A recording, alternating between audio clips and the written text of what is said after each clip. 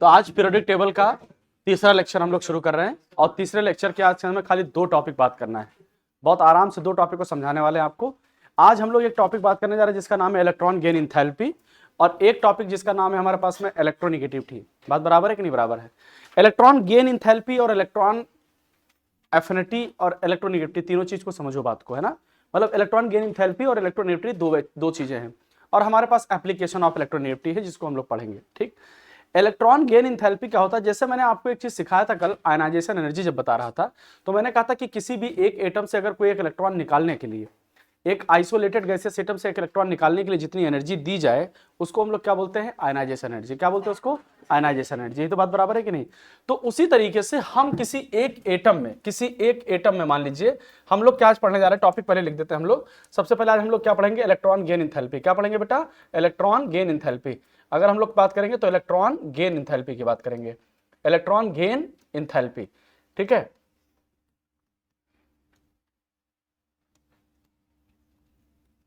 Electron gain enthalpy. सुनो ध्यान से, अगर इलेक्ट्रॉन गेन इंथैल्पी की बात कर रहे हैं, सर एक चीज बताइए, अगर हम यहां पे एक बात करें आपसे, लेक्चर 3 की बात करें कि इलेक्ट्रॉन गेन इंथैल्पी, मैंने कहा कि कोई भी एक एटम है, इसी एटम के अंदर, किसी एटम के अंदर आप कोई भी एक आउटर मोस्ट सेल में इलेक्ट्रॉन ऐड करिए, कोई एक इलेक्ट्रॉन आप ऐड कर रहे हैं। ठीक, एक आइसोलेटेड गैसियस एटम में इलेक्ट्रॉन ऐड करेंगे तो जिस तरीके से निकालने के लिए एनर्जी देनी पड़ रही थी वैसे ही ऐड करने पर एनर्जी रिलीज होगी। इट डिपेंड बेटा, है ना। इट डिपेंड कि कोई एटम ऐसा तो नहीं स्टेबल है, कोई ऐसा तो नहीं स्टेबल है। अगर कोई स्टेबल है, ध्यान से समझो, ऐसे बोल दिया था कि electron gain enthalpy generally negative होती है। मतलब एक एटम को ऐड करने पे इलेक्ट्रॉन, मतलब एक इलेक्ट्रॉन को किसी एटम में ऐड करने पे एनर्जी हमेशा रिलीज होती है, तो ये हमेशा वैलिड नहीं होता है। डिपेंड करता है कि आप अनस्टेबल से अगर स्टेबल बना रहे हैं तो हमेशा रिलीज होगा। हमको भी पता है कि अगर अनस्टेबल से स्टेबल बना रहे हैं तो भाई हम किसी भूखे को खाना खिला रहे हैं तो क्या होगा? हमें दुआएं मिलेंगी। बराबर है कि नहीं बराबर है? पक्की बात है कि नहीं? तो उसी तरीके से अगर किसी एक एटम को जो अनस्टेबल है उसको इलेक्ट्रॉन देकर के हम स्टेबल बना रहे हैं तो एनर्जी रिलीज होगी। बट डिपेंड करता है, जैसे हमारे पास में एक चीज ये बताइए कि सर हमारे पास में यहां से लेकर के, जैसे मान लीजिए हमारे पास ये लिथियम है और ये कौन है? बेरिलियम, और इधर कौन है? बोरान, और इधर कौन है? कार्बन, और इधर कौन है? नाइट्रोजन, और इधर कौन है? ऑक्सीजन, और इधर फ्लोरीन, और यहां कौन है? नियॉन। क्या ये है? इतने की नहीं है? क्या मुझे लगता है कि बेरिलियम का इलेक्ट्रॉनिक कॉन्फ़िगरेशन 2s2 है कि नहीं है? क्या नाइट्रोजन का इलेक्ट्रॉनिक कॉन्फ़िगरेशन 2p3 है कि नहीं है? बोलो। और इसका कितना है? 2p6। क्या आपको ऐसा नहीं लगता है कि नियॉन के अंदर किसी भी तरीके का एडिशन ऑफ इलेक्ट्रॉन को रेजिस्ट करेगा? नियॉन ऑलरेडी स्टेबल है, नियॉन ऑलरेडी स्टेबल है। मैं कह सकता हूं नियॉन की बात करूं, मैं बोलूं नोबल गैस ऑलरेडी स्टेबल है। तो सर अगर मैं बात करूं तो नोबल गैस कैसे हैं? सर नोबल गैस तो ऑलरेडी स्टेबल हैं। नोबल गैस कैसे हैं? ऑलरेडी स्टेबल है। अगर नोबल गैस स्टेबल है तो नोबल गैस का इलेक्ट्रॉन गेन इंथैल्पी क्या होगा? 0। यहां पे ऐड ही नहीं होगा, और जबरदस्ती अगर कर रहे हो तो ऐड नहीं होगा। अगर मतलब ऐड तो होना नहीं चाहता है और जबरदस्ती तुम ऐड कराना चाहते हो तो एनर्जी निकलेगी कि देनी पड़ सकती है? अगर जबरदस्ती तुम ऐड कराओगे तो एनर्जी देनी पड़ सकती है। अगर एनर्जी देनी पड़ेगी तो इस बात को समझो, अगर एनर्जी देनी पड़ेगी तो वो रिएक्शन इंडोथर्मिक होगा कि एक्सोथर्मिक होगा? तो क्या मैं बोल सकता हूं इलेक्ट्रॉन गेन इंथैल्पी में भी इंडोथर्मिक में भी एक्सोथर्मिक? तो क्या ये नोबल गैस के केस में है कि ये बेरिलियम वाला भी स्टेबल है? बेरिलियम वाला भी स्टेबल है। क्या ये भी रेजिस्ट करेगा? क्या ये नाइट्रोजन भी रेजिस्ट करेगा? ये नाइट्रोजन भी रेजिस्ट करेगा? नाइट्रोजन भी p3 हाफ फील्ड है कि नहीं है? तो क्या ये भी और ये नियॉन वाला ये भी रेजिस्ट करेगा कि नहीं? सर अगर मैं बोलूं तो मेरे पास, सर मैं ये बात बोल सकता हूं, हमारे पास ये नोबल गैस है। कौन? नोबल गैस, या नोबल गैस कह सकते हैं, या फिर क्या बेहतर क्या इनर्ट गैस बोले? क्या है ये? नोबल गैस, इनर्ट गैस, बराबर। और दूसरा हमारे पास कौन सा बेटा? Alkaline earth metal. कौन? Alkaline earth metal. कौन है? Alkaline earth metal. क्या ये एनर्जी लेंगे, मतलब एनर्जी देंगे कि एनर्जी लेंगे? ये क्या करेंगे? एनर्जी लेंगे। और यहां पे कौन होगा हमारे पास में? नाइट्रोजन। देखिए आपको ऐसा नहीं लग रहा है कि यहां पे मैं पूरा नोबल गैस पूरी फैमिली बोल दिया हूं? पूरी फैमिली बोला हूं कि नहीं? यहां पे अल्कलाइन अर्थ मेटल, मैंने क्या पूरा अल्कलाइन अर्थ मेटल पूरी फैमिली बोल दी है? बोला है कि नहीं बोला है? लेकिन यहां पे नाइट्रोजन के केस में सिर्फ नाइट्रोजन लिखा हूं कि पूरी नाइट्रोजन की फैमिली बोला हूं? सिर्फ और सिर्फ नाइट्रोजन। क्या ये ऐसे एलिमेंट है जिनके अंदर इलेक्ट्रॉन ऐड करना मतलब एंडोथर्मिक रिएक्शन की एक्सोथर्मिक रिएक्शन? एंडोथर्मिक या एक्सोथर्मिक? एंडोथर्मिक या एक्सोथर्मिक? एंडोथर्मिक। तो मैं बोल सकता हूं कि इलेक्ट्रॉन गेन इंथैल्पी कितने प्रकार की हो सकती है सर? ये एंडोथर्मिक भी हो सकती है, एंडोथर्मिक भी हो सकती है और एक्सोथर्मिक भी हो सकती है। एंडोथर्मिक और एक्सोथर्मिक, एंडोथर्मिक और एक्सोथर्मिक। एंडोथर्मिक कौन कौन से केस में होगा सर? 3 केस। कौन कौन सा केस? 3 केस। कौन कौन सा? एक तो अल्कलाइन अर्थ मेटल, कहां पे? एक अल्कलाइन अर्थ मेटल और एक कौन सा बेटा?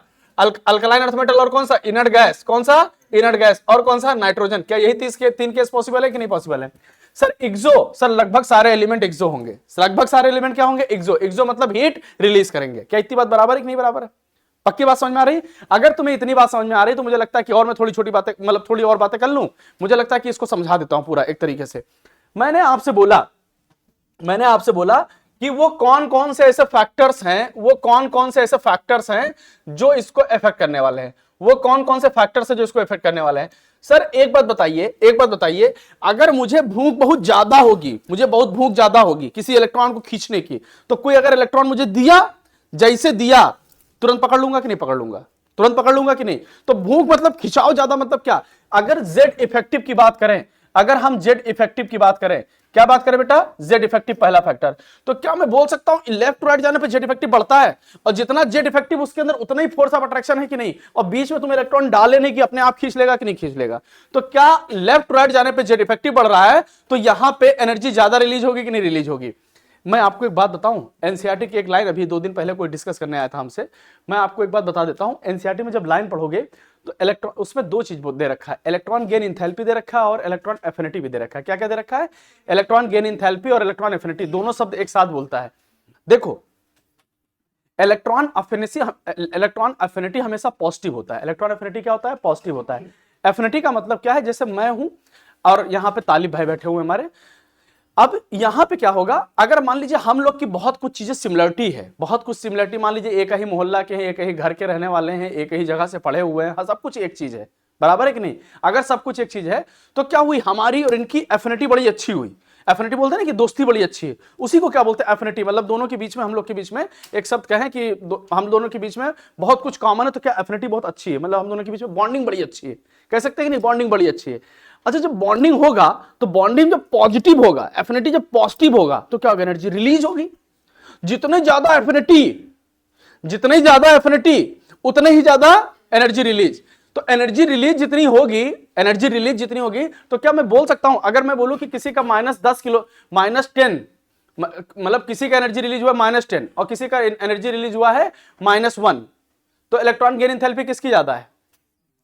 -10 वाला कि -1 वाला? तो आपके दिमाग में ये भी तो बड़ी आ सकता है कि बड़ी वैल्यू तो सर -1 होता है, बड़ी वैल्यू तो -1 है, तो -10 या -1? इलेक्ट्रॉन गेन एंथैल्पी -10 या -1? -10। क्यों सर? 10 मतलब ज्यादा release, minus sign just indicate release, minus sign just indicate release, और 10 क्या है? जो एनर्जी रिलीज हुई। जितना ज्यादा रिलीज होगी वो 10, 20, 30, 40, 50, 100, 1000 हो सकता है कि नहीं हो सकता है? तो क्या एनसीईआरटी में जब लिखते हैं इलेक्ट्रॉन गेन एंथैल्पी, तो क्या उसको नेगेटिव साइन के हमेशा साथ लिखा जाता है कि नहीं लिखा जाता? और जब इलेक्ट्रॉन एफिनिटी की बात करते हैं तो हमेशा किस साइन के साथ लिखा जाता है? Positive. Affinity is always positive. अगर दो लोग के बीच में एफिनिटी होगी तो ही वो इलेक्ट्रॉन को ऐड करेगा, और अगर एफिनिटी पॉजिटिव हुई तो एनर्जी बॉन्ड बनना तय है, मतलब वो इलेक्ट्रॉन आपस में ऐड हो जाएगा, और ऐड होगा तो एनर्जी रिलीज होगी, मतलब इलेक्ट्रॉन गेन एंथैल्पी ज्यादा हो जाएगी। बराबर बात की समझ में आ रहा है? तो दोनों चीज समझ में आएगी, इलेक्ट्रॉन गेन एंथैल्पी और इलेक्ट्रॉन एफिनिटी के बीच का रिश्ता क्या है। बराबर, इतनी बात पक्का? ठीक। मैं एक बार और बोलता हूं, एक चीज और बोलता हूं थोड़ा सा, ठीक है। अब हम फैक्टर्स की बात करें तो जेड इफेक्टिव, तो क्या मैं बोल सकता हूं, अगर मैं बोलूं इलेक्ट्रॉन एफिनिटी बोलूं या इलेक्ट्रॉन गेन एंथैल्पी, दोनों बात बराबर है। इलेक्ट्रॉन एफिनिटी बोलूं जेड इफेक्टिव के डायरेक्टली प्रोपोर्शनल होगा कि नहीं होगा? लेफ्ट टू राइट जितना जाएंगे उतना इलेक्ट्रॉन गेन एंथैल्पी बढ़ेगी, उतना इलेक्ट्रॉन एफिनिटी बढ़ेगी। ठीक। अच्छा नीचे आने पे साइज पे क्या होगा भैया? एक बात बताओ, अब हमारा पेट है, रोज 10 रोटी खाने के लिए है हमारा पेट, ठीक, रोज 10 रोटी खाता है। अब तुम उसके अंदर मुझे दे दो आधी रोटी कि लीजिए सर खा लीजिए, तो क्या करेगा? मुंह कहेगा वाह वाह, पेट कहेगा क्या हुआ? होगा कि नहीं होगा? उसे कोई फायदा मिलेगा क्या? भाई हमको आधी रोटी खिला दोगे तो मैं तुम्हें दुआ दूंगा, मतलब कुछ कहूंगा ही नहीं, फिर कोई बात नहीं। ठीक। अगर मैं बोलूं साइज का, तो साइज जितना ज्यादा बड़ा होगा, इलेक्ट्रॉन एफिनिटी साइज के इनवर्सली प्रोपोर्शनल है। क्या है, साइज के। क्या just like electron ionisation energy दिख रहा है कि नहीं दिख रहा है ये? तो नीचे आने पे इलेक्ट्रॉन एफिनिटी डिक्रीज और इंक्रीज, नीचे आने पे इलेक्ट्रॉन एफिनिटी इंक्रीज और डिक्रीज, डिक्रीज और इंक्रीज, नीचे आने पे डिक्रीज, और लेफ्ट टू राइट जाने पे, लेफ्ट टू राइट जाने पे इंक्रीज, और नीचे आने पे। इतनी बात सबको समझ में आ रही है? अब एक चीज और आता है सर, इसके अंदर भी आता है पेनिट्रेशन इफेक्ट। क्या आता है? Penetration effect. अब यही छोटी छोटी बातें हैं जो आपको याद रखना है। क्या आता है बेटा? Penetration effect. क्या आता है? Penetration effect. पेनिट्रेशन इफेक्ट आता है। तो दूसरा क्या हमारे पास में? Penetration effect. पेनिट्रेशन इफेक्ट की अगर मैं बात करूं, पेनिट्रेशन इफेक्ट की अगर मैं बात करूं, तो पेनिट्रेशन इफेक्ट क्या होता है सर? पेनिट्रेशन इफेक्ट, आ गया जो बेटा, इधर बैठ जाओ, इधर बैठ जाओ, कहीं पे बैठ जाओ। पेनिट्रेशन इफेक्ट किसके किसके बीच में लगा था? याद है मैंने कहा था कि NS2 और NP1 के बीच में पेनिट्रेशन इफेक्ट लगा था। मतलब जहां पे सबसेल चेंज होता है उसको क्या बोलते हैं? Penetration effect. जहां पे सबसेल चेंज होता है उसको क्या बोलते हैं? Penetration effect. क्या इतनी बात समझ में आई थी कि नहीं? जहां पे सबसेल चेंज हुआ वहां पे क्या लगा? Penetration effect. अगर पेनिट्रेशन इफेक्ट की बात करें तो हमारे पास में दो चीज समझ में आ गई। क्या? एक तो इलेक्ट्रॉन एफिनिटी जेड इफेक्टिव पे डायरेक्टली प्रोपोर्शनल है, इलेक्ट्रॉन एफिनिटी साइज के इनवर्सली प्रोपोर्शनल है। दूसरी चीज क्या है? पेनिट्रेशन इफेक्ट लग गया। एक और आता है हमारे पास में, मतलब जिसको मैंने बोल दिया था कि फुलफिल्ड वाला केस जो आता है, या half filled and fulfilled case में, क्या यही चीज हमने उसमें सिखाई थी आपको आयनाइजेशन एनर्जी में? Half filled and fulfilled. क्या दोनों केस है कि नहीं? Half filled and fulfilled. अगर ये दोनों केस हमारे पास में है, सुनो ध्यान से, हाफ फील्ड और फुलफिल्ड, ये बात पता है कि हाफ फील्ड और फुलफिल्ड वाले जितने होते हैं उनका इलेक्ट्रॉन एफिनिटी क्या होता है? इंडोथर्मिक या एक्सोथर्मिक? इंडोथर्मिक या एक्सोथर्मिक? ठीक, तो फिर से एक बार देख लो, फिर से एक बार समझ लो कि मैं आपको फिर से एक चीज बता दे रहा हूं कि सर मैंने बोला इलेक्ट्रॉन गेन इंथैल्पी की बात करें तो electron gain enthalpy may be endothermic और may be exothermic. Electron gain enthalpy may be endothermic और मे बी एक्सोथर्मिक, लेकिन ज्यादातर क्या होता है? एक्सोथर्मिक। ज्यादातर क्या होता है? एक्सोथर्मिक। कुछ केसेस में कैसा होता है? इंडोथर्मिक। कौन से केसेस में इंडोथर्मिक होता है? नोबल गैस, मतलब इनर्ट गैस। कैसा? Inert gas, alkaline earth metal और नाइट्रोजन। नाइट्रोजन या नाइट्रोजन फैमिली? सिर्फ nitrogen, alkaline earth metal, nitrogen और पूरा इनर्ट गैस, इन केसेस में। क्यों? क्योंकि इनके पास में कॉन्फ़िगरेशन कैसा है? स्टेबल या अनस्टेबल? स्टेबल या अनस्टेबल? स्टेबल होगा कि नहीं होगा? बात बराबर है कि नहीं? अच्छा, लेफ्ट टू राइट जाने पे Z effective increase, left to right जाने पे जेड इफेक्टिव, जेड इफेक्टिव का मतलब फोर्स ऑफ अट्रैक्शन, तो जेड इफेक्टिव इंक्रीज, तो मतलब इसके अंदर फोर्स ऑफ अट्रैक्शन, इलेक्ट्रॉन डालोगे तुरंत पकड़ लेगा कि नहीं पकड़ लेगा? तो लेफ्ट टू राइट जाने पे जेड इफेक्टिव अगर इंक्रीज हो रहा है, लेफ्ट टू राइट जाने पे जेड इफेक्टिव इंक्रीज हो रहा था, मतलब इलेक्ट्रॉन गेन एंथैल्पी भी इंक्रीज। क्या हो जाएगा? Electron gain enthalpy increase. पक्का? साइज, नीचे आने पे साइज बढ़ रहा है, इलेक्ट्रॉन के एडिशन होने से उतना फायदा नहीं होगा जितना होना चाहिए था। तो अगर कोई भी इलेक्ट्रॉन ऐड किया आपने तो जेड इफेक्टिव क्या होगा बेटा? सॉरी, जेड इफेक्टिव कह रहा है, इलेक्ट्रॉन एफिनिटी क्या होगा? Decrease. Left to right increase, top to bottom decrease, left to right increase, top to bottom decrease. क्या इतनी बात बराबर है कि नहीं बराबर? सर एक इफेक्ट कौन सा बोला? Penetration effect. क्या बोला? Penetration effect. पेनिट्रेशन इफेक्ट किसके किसके बीच में लगेगा? कंसेक्यूटिव S2 और P1 के बीच में, S2 और P1 के बीच में। मैं आपको एक चीज सिखाने जा रहा हूं, बहुत बढ़िया चीज सिखाने जा रहा हूं, इलेक्ट्रॉन एफिनिटी साला एक साथ क्लियर हो जाएगा। सर हमारे पास एक हो गया लिथियम। क्या हो गया? लिथियम। यहां पे कौन हो गया? बेरिलियम। यहां पे कौन हो गया? बोरान। यहां पे कौन हो गया? कार्बन, फिर नाइट्रोजन, फिर ऑक्सीजन, फिर फ्लोरीन, फिर नियॉन। क्या इतनी बात बराबर सबको समझ में आ रही कि नहीं समझ में आ रही? लेफ्ट टू राइट मूव किया, कहां से? लेफ्ट टू राइट मूव किया, बराबर है? लेफ्ट टू राइट मूव किया। ठीक, यहां पे एक चीज और थोड़ा समझ लो कि अगर मैं यहां पे S2 और P1 लिखा हूं तो S2 और P1 ना लिख करके मैं बोल दूं ज्यादा बेहतर कि जहां पे भी सबसेल चेंज होगा पेनिट्रेशन इफेक्ट वही लगता है, जहां पे सबसेल चेंज होगा। बात बराबर है कि नहीं? तो अब यहां पे अगर देखा जाए, नियॉन, नियॉन का सबसे ज्यादा होना चाहिए था। नियॉन का क्या इलेक्ट्रॉन गेन एंथैल्पी सबसे ज्यादा होना चाहिए था, लेकिन नियॉन का क्या हो जाएगा? ज्यादा होगा कि सबसे कम? नाइट्रोजन इसमें रखेंगे कि हटा दें? बेरिलियम इसमें रखे कि हटा दें? बराबर है। सबसे ज्यादा किसका होगा? फ्लोरीन। किसका होगा बेटा? फ्लोरीन। फ्लोरीन के बाद ऑक्सीजन के बाद कार्बन, कार्बन के बाद, कार्बन के बाद कौन? बोरान। रुक जाओ, कार्बन के बाद बोरान, बोरान के बाद कौन? लिथियम। क्या यही बात सही है? हमारे हिसाब से ये होना चाहिए ना। लेफ्ट टू राइट जाने पे, लेफ्ट टू राइट जाने पे क्या होगा? जेड इफेक्टिव इंक्रीज तो electron affinity, electron affinity increase तो इलेक्ट्रॉन गेन एंथैल्पी भी इंक्रीज। यही तो बात बराबर है कि नहीं बराबर है? मैंने बोला कि सर यहां पे जो कॉन्फ़िगरेशन है वो कितना है? 2s1। क्या है? 2s1। यहां पे क्या है? 2s2। और यहां पे क्या है? 2p1। क्या है? 2p1 है कि नहीं है? सर यहां पे क्या है? 2p2, यहां पे 2p2, यहां पे 2p3 और यहां पे 2p4 और यहां पे 2p5। क्या यही है कॉन्फ़िगरेशन? यही है कि नहीं सही है? बोलो, सही कह रहा हूं कि गलत कह रहा हूं? बोलो सही है ना बेटा? अब अगर ये सही है ध्यान से देखना, अगर ये सही है तो हमारे पास एक बात और समझो कि हमारे पास यहां लिथियम था, फिर कौन था, बेरिलियम था, फिर बोरान और कार्बन, तो नाइट्रोजन, ये नाइट्रोजन, बोरान, बेरिलियम हट गया, नाइट्रोजन हट गया, नियॉन हट गया। सर आपको ऐसा नहीं लग रहा है कि यहां पे जो है, यहां पे बोरान और कार्बन इस बार तो यही है ना, सॉरी बोरान और कार्बन नहीं, कौन, बोरान और लिथियम, एस और पी कहां, इसी के बीच में पेनिट्रेशन लगेगा कि नहीं लगेगा, एस और पी के बीच में लगेगा कि नहीं, तो ज्यादा एडिशन, देखिए यहां पे P1 के अंदर अगर एक इलेक्ट्रॉन एडिशन करेंगे और एक S1 में, S1 एक ऐड होकर के क्या बन जाएगा, S2, और P1 एक ऐड होकर के क्या बनेगा, P2 बनेगा कि नहीं बनेगा, तो बेहतर किसमें, S1 में ऐड करना ना। तो क्या यहां पे जो कहानी थी, क्या ये बदल जाएगी कि नहीं, लिथियम का ज्यादा होगा कि बेरिलियम का, लिथियम का कि बेरिलियम का, सर लिथियम का, मतलब बेरिलियम का नहीं, लिथियम का, और फिर किसका आएगा, बोरान का। अब उसके पीछे कौन है, समझ आ रहा है कि नहीं, छोड़ो, सुनो तुम थोड़ा सा एक बार फिर से समझ लो, हमारे पास सबसे पहले कौन आएगा, फ्लोरीन आएगा, और नियॉन होना चाहिए था, कट गया नियॉन, और उसके बाद कौन होगा, ऑक्सीजन, ऑक्सीजन के बाद कौन होगा, कार्बन, कार्बन के बाद बोरान होना चाहिए, लेकिन बोरान पे पेनिट्रेशन इफेक्ट लगेगा, पीछे चला जाएगा, बोरान पीछे चला जाएगा, लिथियम आगे आ जाएगा, reason penetration effect, penetration effect. अभी तो आप बोल सकते हो कि सर कल जब आपने बताया था तो कहा था P1 और S2 के बीच में लगेगा, P1 और S2 के बीच में लगेगा, यही तो सिखाया था। लेकिन आज क्या P1 के बगल में S2 है ही नहीं, P1 के बगल में S2 है, हमने कहा था जब जब सबसेल चेंज होगा तब लगेगा, P और S के सबसेल में चेंज, यहां P1 और S1 के बीच में पेनिट्रेशन इफेक्ट लगेगा कि नहीं, तो सबसे ज्यादा फ्लोरीन, फिर ऑक्सीजन, फिर कार्बन, और फिर उसके बाद में कौन, लिथियम, कौन आएगा, लिथियम, और लिथियम के बाद कौन आएगा, बोरान। क्या यही ऑर्डर सबसे सही है कि नहीं सही है, बराबर है। अब उसके बाद में कौन आएगा, सर सबसे कम तो किसका होगा, नियॉन का, तो सबसे कम क्या सर, सबसे कम कैसे बोल सकते हैं, अरे नियॉन तो बिल्कुल स्टेबल है, नियॉन तो बिल्कुल स्टेबल है, वो तो लेगा ही नहीं, वो तो लेगा ही नहीं।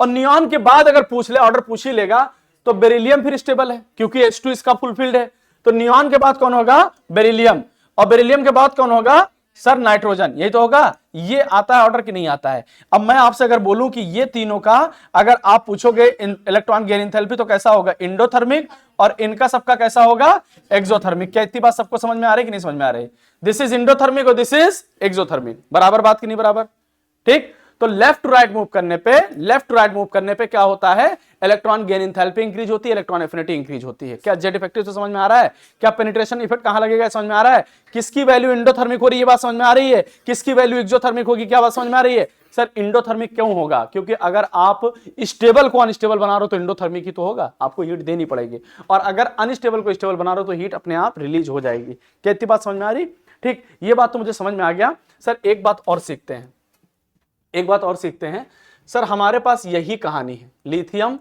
बेरिलियम और boron, carbon, nitrogen, oxygen, fluorine, बराबर। यहां पे लिथियम के नीचे कौन, सोडियम, बेरिलियम के नीचे कौन, मैग्नीशियम, बोरान के नीचे कौन, एल्युमिनियम, कार्बन के नीचे कौन, नाइट्रोजन, कार्बन के नीचे कौन आएगा, तो सो रहे हो कि जग रहे हो, नाइट्रोजन के नीचे क्लोरीन, ये तो होगा कि नहीं होगा। इसके नीचे सोडियम के नीचे कौन, पोटेशियम, मैग्नीशियम के नीचे कौन, कैल्शियम, और इधर गैलियम, और इधर जर्मेनियम, और इधर आर्सेनिक, और इधर सेलेनियम, और फिर कल, बराबर है कि नहीं बराबर। क्या नीचे आ रहे साइज बढ़ रही है, नीचे आ रहे साइज बढ़ रहा है कि नहीं बढ़ रहा है। अब नीचे आ रहे हैं साइज बढ़ रहा है,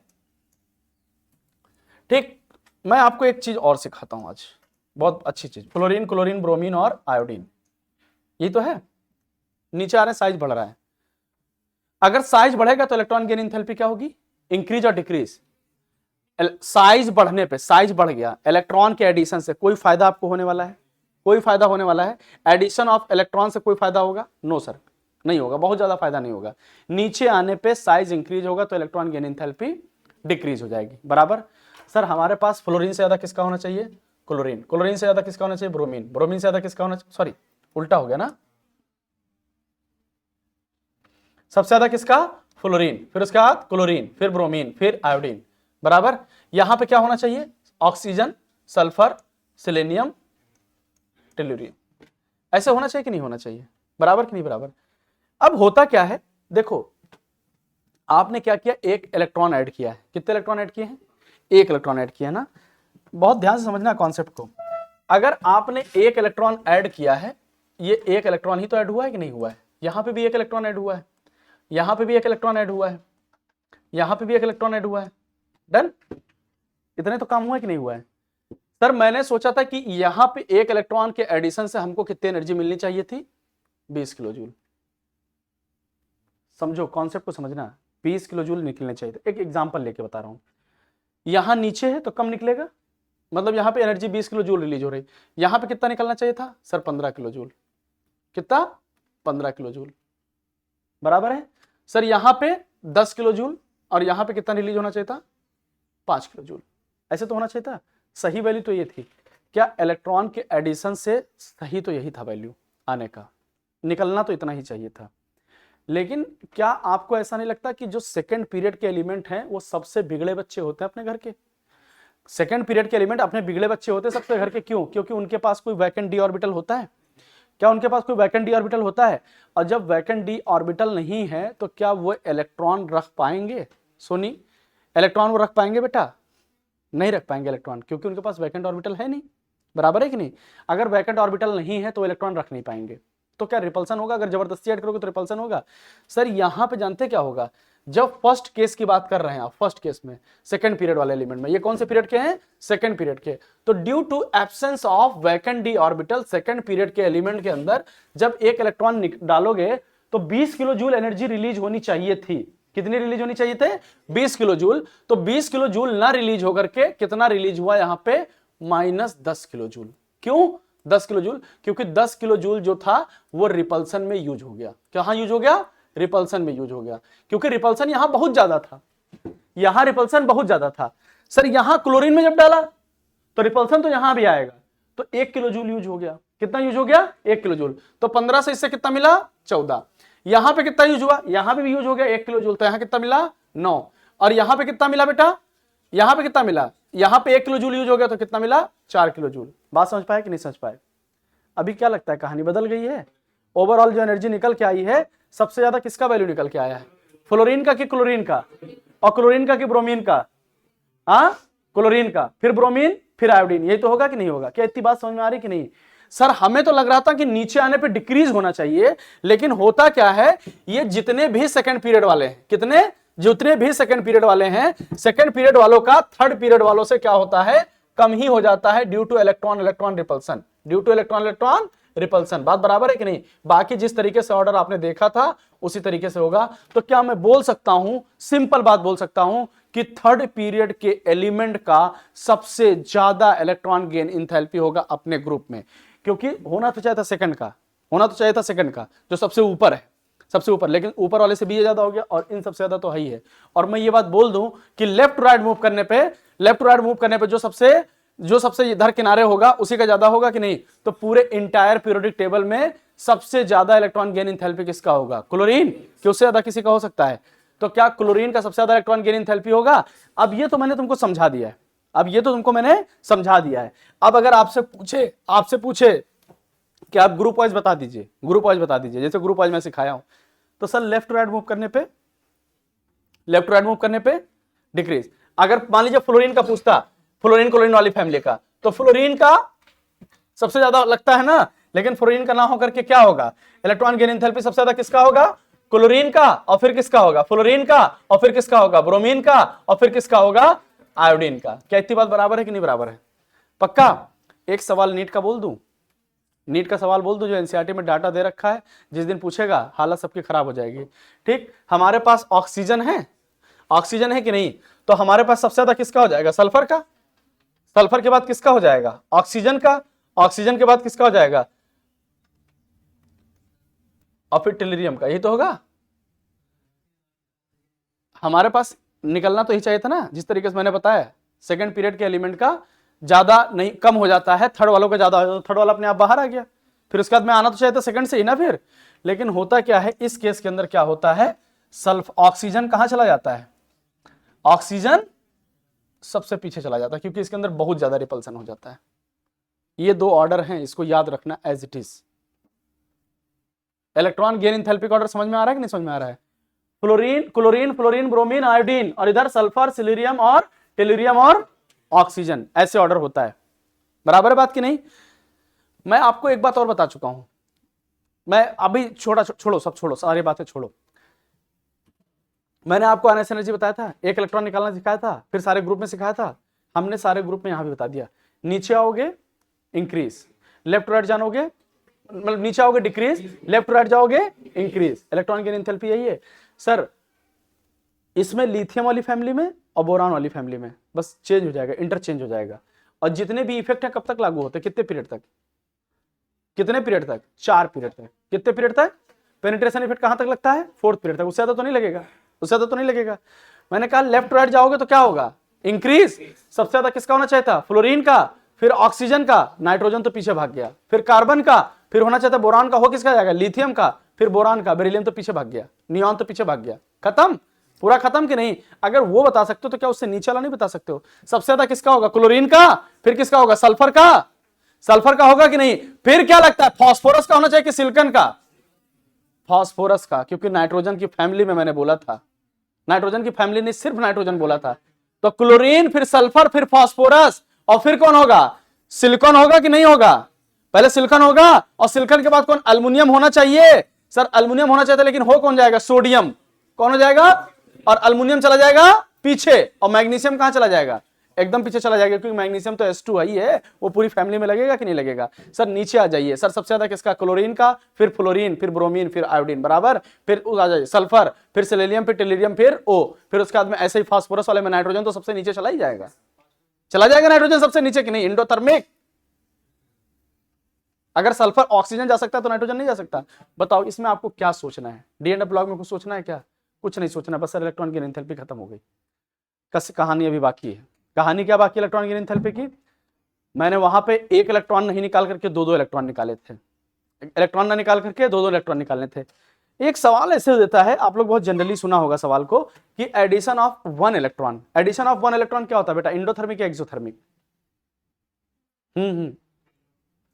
endothermic. Addition of 1 electron generally exothermic होता है। क्या होता है एडिशन ऑफ 1 इलेक्ट्रॉन? नींद से जागो नहीं तो उठा के अभी फेंकेंगे तुमको बाहर। अगर किसी एक एटम के अंदर हम एक इलेक्ट्रॉन ऐड करते हैं आइसोलेटेड गैसेस एटम में, तो वो एक्सोथर्मिक होता है कि इंडोथर्मिक होता है? इंडोथर्मिक होता है।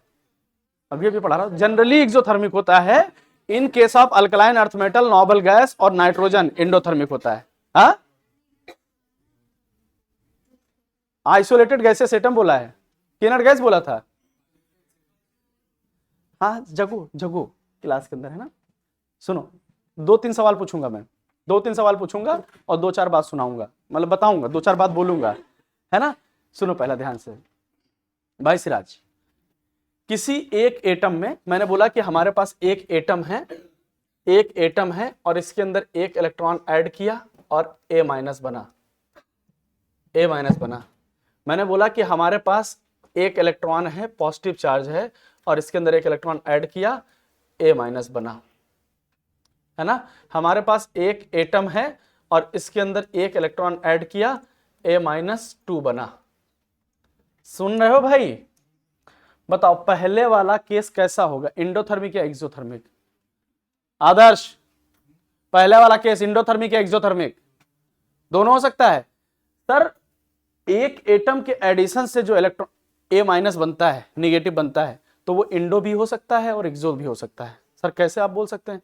सर एक्सो हो सकता है जनरली केस में, और इंडो हो सकता है सिर्फ 3 केस में, अल्कलाइन अर्थ मेटल वाला, नाइट्रोजन वाला, इनर्ट गैस वाला। तो it may be a Indo और क्या, इट मे बी एक्सो। बराबर है कि नहीं बराबर है? इंडो कब होगा, एक्सो कब होगा, पता है कि नहीं? ठीक। अब दूसरी कहानी सुनो, अगर एक A+ है और इसके अंदर इलेक्ट्रॉन ऐड करके A- बनाया है। सर केटायन के अंदर से जब भी आपने इलेक्ट्रॉन निकालना होगा, तो हमने बोला था ना ionisation energy is always, ionisation energy is always, क्या बोला था हमने? कहा था ऑलवेज इंडोथर्मिक। उसको इलेक्ट्रॉन दिया होगा ना, अरे A से A+ बनाने के लिए इलेक्ट्रॉन दिया गया होगा ना, तो अगर तुम ऐड करोगे तो हमेशा एनर्जी रिलीज करेगा, हमेशा एनर्जी। अगर किसी के ऊपर पॉजिटिव चार्ज है, अगर कोई आदमी, मतलब जैसे अगर यहां पूड़ी रखी हुई है और ऐसा करके पूड़ी ही देख रहा है, ठीक है, और एकदम बिल्कुल मुंह से पानी उसके आ रहा है, तो इसका मतलब तो यही ना कि वो खाना चाहता है, उसको भूख लगी ही है ना। अब हमारा पेट भरा है, हमारा पेट भरा है, हमको तुम पूरी खिलाओगे तो मैं तुम्हें कुछ कहूंगा थोड़ी, मतलब दुआएं थोड़ी दूंगा। एक भूखे को खिलाओगे तो दुआएं मिलेंगी, सिंपल बात है। यहां पे सब डिपेंड करता है कि पेट भरा है कि नहीं भरा है। अगर भरा होगा, अगर ये ऑक्टेट कंप्लीट होगा, इलेक्ट्रॉन दोगे तो वो इंडोथर्मिक भी होगा, एक्सोथर्मिक भी होगा। और कई बार होता नहीं, रिश्तेदारी में जाओ जबरदस्ती खिलाने लगते हैं तो हम गुस्सा आ जाते हैं, ठीक, हमारे रिश्तेदारी में ज्यादा होता है। हमारे रिश्तेदारी में खाना खा लिए तुम, फिर मजाक में उठा के इतना चावल और रख दिया, चावल नहीं भात रख दिया उठा करके, है ना। अब वो गुस्सा, अब होता क्या है, घर में रिश्तेदारी में सब में मजाक चलता है। अब हम लोग का तो एकदम बिल्कुल खाना एकदम बिल्कुल फिक्स है, वो शर्माना तो है नहीं। अगर 2 रोटी खानी तो जाके पहले ही 2 रोटी खाऊंगा, मैं तोड़ूंगा पहले वहां। अब वहां पे क्या होता है, और सब लोग होशियार हैं, जानते हैं कि जबरदस्ती करेंगे तो पहले आधी रोटी खाते फिर रखे रहते हैं, फिर जब तुम जबरदस्ती करके खिलाओगे तब खाएंगे। आप हम लोग को तो भाई नॉर्मल गए खाए चले, अब उसमें डाल देते हैं, फिर लगता है कि नानी के घर हम चले जाएं तो 90% चांस है कि मेरा पेट खराब होगा, ठीक है, इंडाइजेशन होता ही होता है, ज्यादा खिला ही देते हैं। तो यहां पे एक इलेक्ट्रॉन का एडिशन A माइनस, इंडो या एक्सो दोनों हो सकता है। यहां पे पॉजिटिव चार्ज है, मतलब इसको तो चाहिए ही चाहिए, और अगर इसको तुमने इलेक्ट्रॉन दिया तो it always exothermic reaction, this is always exothermic reaction. A minus, A minus अगर किसी के पास एक बार एनायन बन चुका है, कोई अगर एक बार एनायन बन चुका है और अगर तुमने इसको फिर से इलेक्ट्रॉन दिया, एक बार एनायन बन चुका है और इसको अगर फिर से तुमने इलेक्ट्रॉन दिया और अगर तुम A-2 बनाए, तो क्या this is the formation of polynegative ion? क्या एक बार एनायन बन चुका है और दोबारा बना है, this is the formation of polynegative ion. तो क्या ये पहला इलेक्ट्रॉन ऐड हो रहा है कि दूसरा ऐड हो रहा है? ये पहला या दूसरा है?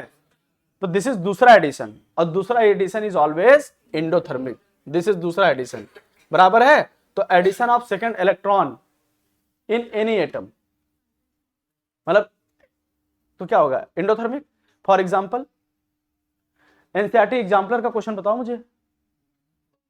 O माइनस, ऑक्सीजन से ऑक्सीजन माइनस बनाना एक्सोथर्मिक, लेकिन ऑक्सीजन से O-2 बनाना इंडोथर्मिक। O-2 बनाना, ये इंडो था, ये एक्सो था, और ये क्या था, इंडो। और इतना ज्यादा इंडो हो गया था कि जितना हीट मिला था उतना काम आया नहीं था, ओवरऑल मिला करके इंडोथर्मिक ही हुआ था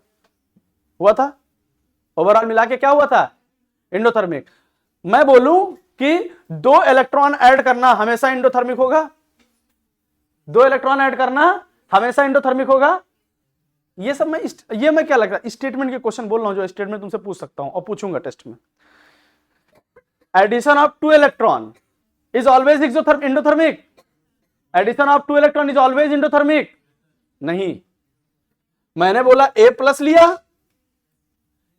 लिया, इसमें एक इलेक्ट्रॉन ऐड किया तो A बना, एक इलेक्ट्रॉन ऐड किया तो क्या बना, A बना। अब इसके अंदर फिर एक इलेक्ट्रॉन ऐड किया तो क्या बना, A- बना। और अगर ये कोई नॉर्मल एटम है तो ये तो एक्सोथर्मिक ही हो गया ना, हो गया कि नहीं। तो addition of 2 electron in an isolated atom is always endothermic, but addition of an electron in an, कहां बेटा, cation, may be endothermic may be exothermic, बराबर है कि नहीं।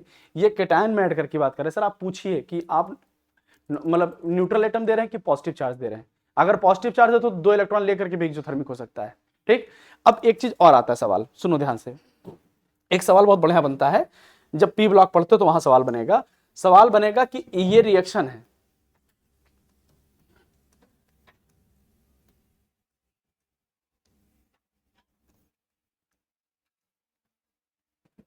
पूछेगा ये रिएक्शन इंडोथर्मिक है कि एक्सोथर्मिक है।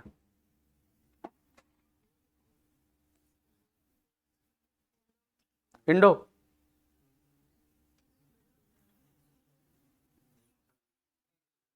एक्सोथर्मिक,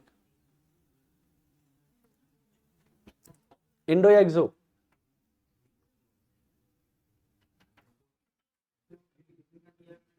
बताओ बेटा, एक्सो, इंडो, क्या कॉन्सेप्ट लगाया, Afaq, oh sorry Kaif, where is Afaq,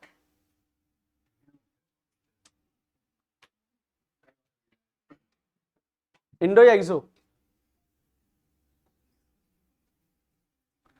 दोनों एनर्जी देखनी थी जो तुमको पढ़ा रखा था मैंने, दोनों एनर्जी को चेक करना था। बैठो मैं बताता हूं कौन कौन सी।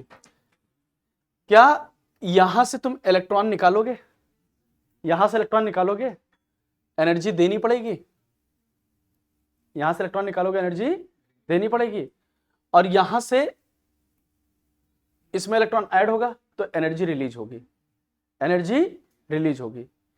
अच्छा एक बात बताओ, जब क्लोरीन के अंदर इलेक्ट्रॉन ऐड किया गया होगा, जब क्लोरीन के अंदर इलेक्ट्रॉन ऐड किया गया होगा, तो क्या वो इलेक्ट्रॉन गेन इंथैल्पी रही होगी? वो इलेक्ट्रॉन गेन इंथैल्पी रही होगी और वो बहुत ज्यादा एनर्जी रिलीज की होगी, बहुत ज्यादा। तो अगर बहुत ज्यादा एनर्जी रिलीज करके इलेक्ट्रॉन ऐड किया है तो निकालने के लिए भी बहुत ज्यादा एनर्जी देनी पड़ेगी कि नहीं? देनी पड़ेगी एनर्जी कि नहीं? अरे कोई चीज, मतलब मान लीजिए हमने कोई चीज खरीदा है, कोई चीज खरीदा तो बहुत मेहनत से खरीदा है, तो दूंगा भी तो बहुत मेहनत से ही मैं, यही तो होगा कि नहीं होगा? तो क्लोरीन अगर एक इलेक्ट्रॉन ऐड करने पे एनर्जी बहुत ढेर सारा रिलीज किया है, बहुत ढेर सारा रिलीज किया है, तो यहां से इलेक्ट्रॉन निकालने के लिए भी तो तुमको आयनाइजेशन एनर्जी भी तो ज्यादा देनी पड़ेगी। तो क्या मैं बोल सकता हूं यहां पे आयनाइजेशन एनर्जी देनी पड़ेगी, वो बहुत ज्यादा होगी कि नहीं होगी? ज्यादा होगी कि नहीं? बताओ, बराबर है कि नहीं? और एक कंपेयर भी कर सकते हो फ्लोरीन के कंपेयर में, फ्लोरीन के कंपेयर में बहुत ज्यादा एनर्जी रिलीज करता है ना, तो निकलने वाली एनर्जी भी तो ज्यादा होगी। अब फ्लोरीन एक इलेक्ट्रॉन, इस इलेक्ट्रॉन को लेकर के क्या बनता है? F minus. फ्लोरीन क्या बनता है? F minus. तो क्या वो उतनी एनर्जी रिलीज करता है जितनी क्लोरीन रिलीज करता है, या उतनी एनर्जी रिलीज करता है? क्या कम रिलीज करता है ना? देने, निकालने के लिए देना ज्यादा पड़ेगा और रिलीज कम होगा, तो ओवरऑल देनी पड़ेगी कि निकलेगी? देनी पड़ेगी कि निकलेगी? तो क्या this reaction is overall endothermic और एक्सोथर्मिक? एंडोथर्मिक और एक्सोथर्मिक सेम कहानी, क्वेश्चन पलट दिया, क्लोरीन से और फ्लोरीन माइनस है, क्या है? क्लोरीन है, फ्लोरीन माइनस है, और ये क्या बन गया? Cl माइनस और फ्लोरीन। क्या आपको ऐसा लग रहा है? अच्छा आपको ऐसा लगे कि फ्लोरीन से इलेक्ट्रॉन निकालना टफ होता है, तो फ्लोरीन से इलेक्ट्रॉन निकालना टफ होता है, फ्लोराइड से नहीं, दिस इज फ्लोराइड। क्या है ये? तो क्या अब यहां से इलेक्ट्रॉन निकाल रहे हैं, यहां से इलेक्ट्रॉन निकाल रहे हैं, तो क्या अब उतनी आयनाइजेशन एनर्जी जरूरत है? और क्लोरीन अब जितना एनर्जी ले करके Cl माइनस बना रहा है, क्या रिलीज सबसे ज्यादा होगा कि नहीं? तो क्या एक इलेक्ट्रॉन अगर यहां से हम निकाल करके इसको ऐड कर दें, तो जितना हम देंगे एनर्जी, क्या उससे ज्यादा रिलीज कर देगा कि नहीं कर देगा? This reaction is exothermic. बराबर है कि नहीं बराबर है? क्या एंडोथर्मिक एक्सोथर्मिक कैसे बता सकते हो? Ionisation energy, electron gain enthalpy के दोनों कॉन्सेप्ट को एक साथ रख लीजिए, आप बता सकते हो। मैं एनसीईआरटी की एक एक लाइन को कवर कर दिया हूं, जितनी बातें इसके अंदर बोली इलेक्ट्रॉन गेन एंथैल्पी में, देखो लिखा है ऐसे ही एनसीईआरटी के अंदर, जैसे समझाया हूं इसी तरीके से लिख रखा है, लेकिन अब मैं तुमको समराइज कर दे रहा हूं, 2 मिनट लगेगा समराइज करने में। इलेक्ट्रॉन गेन एंथैल्पी में कुछ नहीं सोचना है सर, लेफ्ट टू राइट गए इलेक्ट्रॉन गेन एंथैल्पी बढ़ेगी, नीचे आए इलेक्ट्रॉन गेन एंथैल्पी घटेगी, बराबर। सर लिथियम से लेके नियॉन तक जाना है, नियॉन को, नाइट्रोजन को, बेरिलियम को उठा के बाहर पीछे फेंक दो, नियॉन सबसे पीछे, बेरिलियम उसके बाद, और फिर नाइट्रोजन उसके बाद। अब उसके बाद शुरू करते हैं, सबसे ज्यादा कौन होगा? फ्लोरीन, और फिर ऑक्सीजन, फिर उसके बाद कार्बन। अब बोरान होना चाहिए था, लेकिन बोरान के बीच में और लिथियम के बीच में क्या लग जाएगा? पेनिट्रेशन। बोरान पीछे, लिथियम आगे, तो fluorine, oxygen, carbon, lithium, boron, फिर नाइट्रोजन, लिथियम और बेरिलियम और नियॉन। हो गया पहला, खत्म। ऐसे सेम ऐसा नीचे वाला होगा, बस फास्फोरस बीच में जाएगा, बराबर। अब नीचे आके चेक करते हैं, फ्लोरीन से चले नीचे की तरफ आएंगे, डिक्रीज होगा, लेकिन फ्लोरीन से ज्यादा होना चाहिए था, मतलब फ्लोरीन को सबसे ज्यादा होना चाहिए था क्लोरीन से, क्लोरीन से ज्यादा होना चाहिए था क्लोरीन ब्रोमीन से, लेकिन बस फ्लोरीन से ज्यादा हो जाता है क्लोरीन का, due to absence of D orbital in second period, और इलेक्ट्रॉन रिपल्सन ज्यादा इंक्रीज होता है, खत्म। पूरे पीरियोडिक टेबल में सबसे ज्यादा, पूरे पीरियोडिक टेबल में सबसे ज्यादा इलेक्ट्रॉन गेन एंथैल्पी किसकी? क्लोरीन की। पूरे पीरियोडिक टेबल में सबसे ज्यादा आयनाइजेशन एनर्जी किसकी? हीलियम की। सबसे ऊपर, सबसे किनारे नोबल गैस, बराबर। खत्म हो गया आयनाइजेशन एनर्जी, खत्म हो गया इलेक्ट्रॉन गेन एंथैल्पी। कुछ पढ़ना है इसके अंदर, कुछ करना है?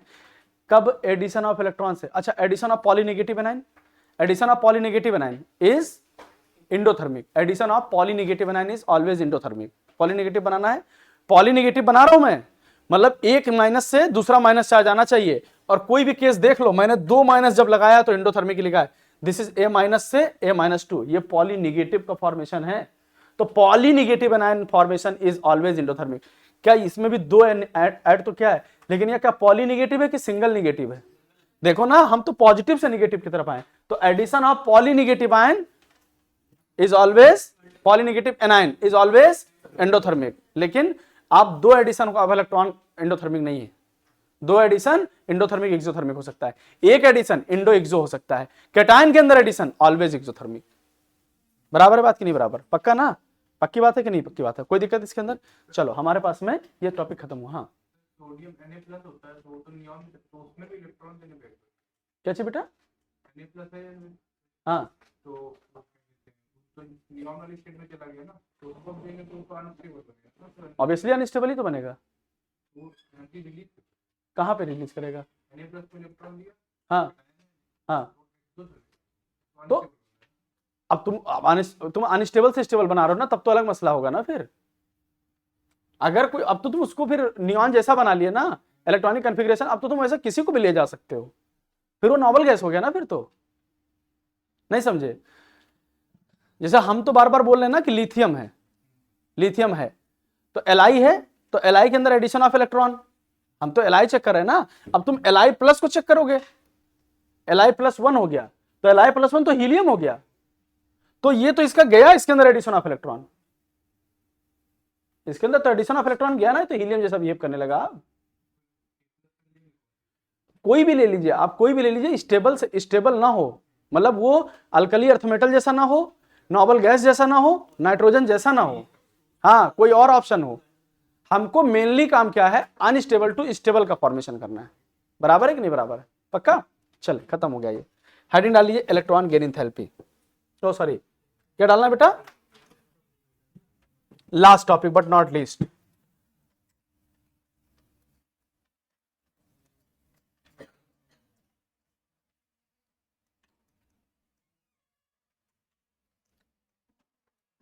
देखो देखो हमसे निगेटिविटी गलत लिखी नहीं जाती है ना, निगेटिविटी में लिखता ही नहीं है तो आदत ही नहीं है। हाँ कवर कर रहे हैं सर, सर कवर कर रहे हैं इसको है। अरे बहुत बढ़िया बेटा। चलो अच्छा सुनो, वो हम जानते हैं कि तुम लोग को हमारी खुशी बर्दाश्त होती नहीं है, ठीक है? खुशी बर्दाश्त नहीं होती किसी को, है? हाँ ये हम लोग की खुशी है। सुनो ध्यान से, हमारे पास यहां से शुरू करते बेटा, लिथियम, बेरिलियम। अच्छा बहुत अच्छा सवाल पूछूं, बहुत अच्छा सवाल, ठीक है? प्रियंका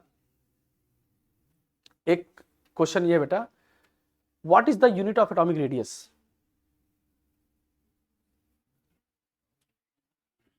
एटॉमिक रेडियस का यूनिट क्या होगा?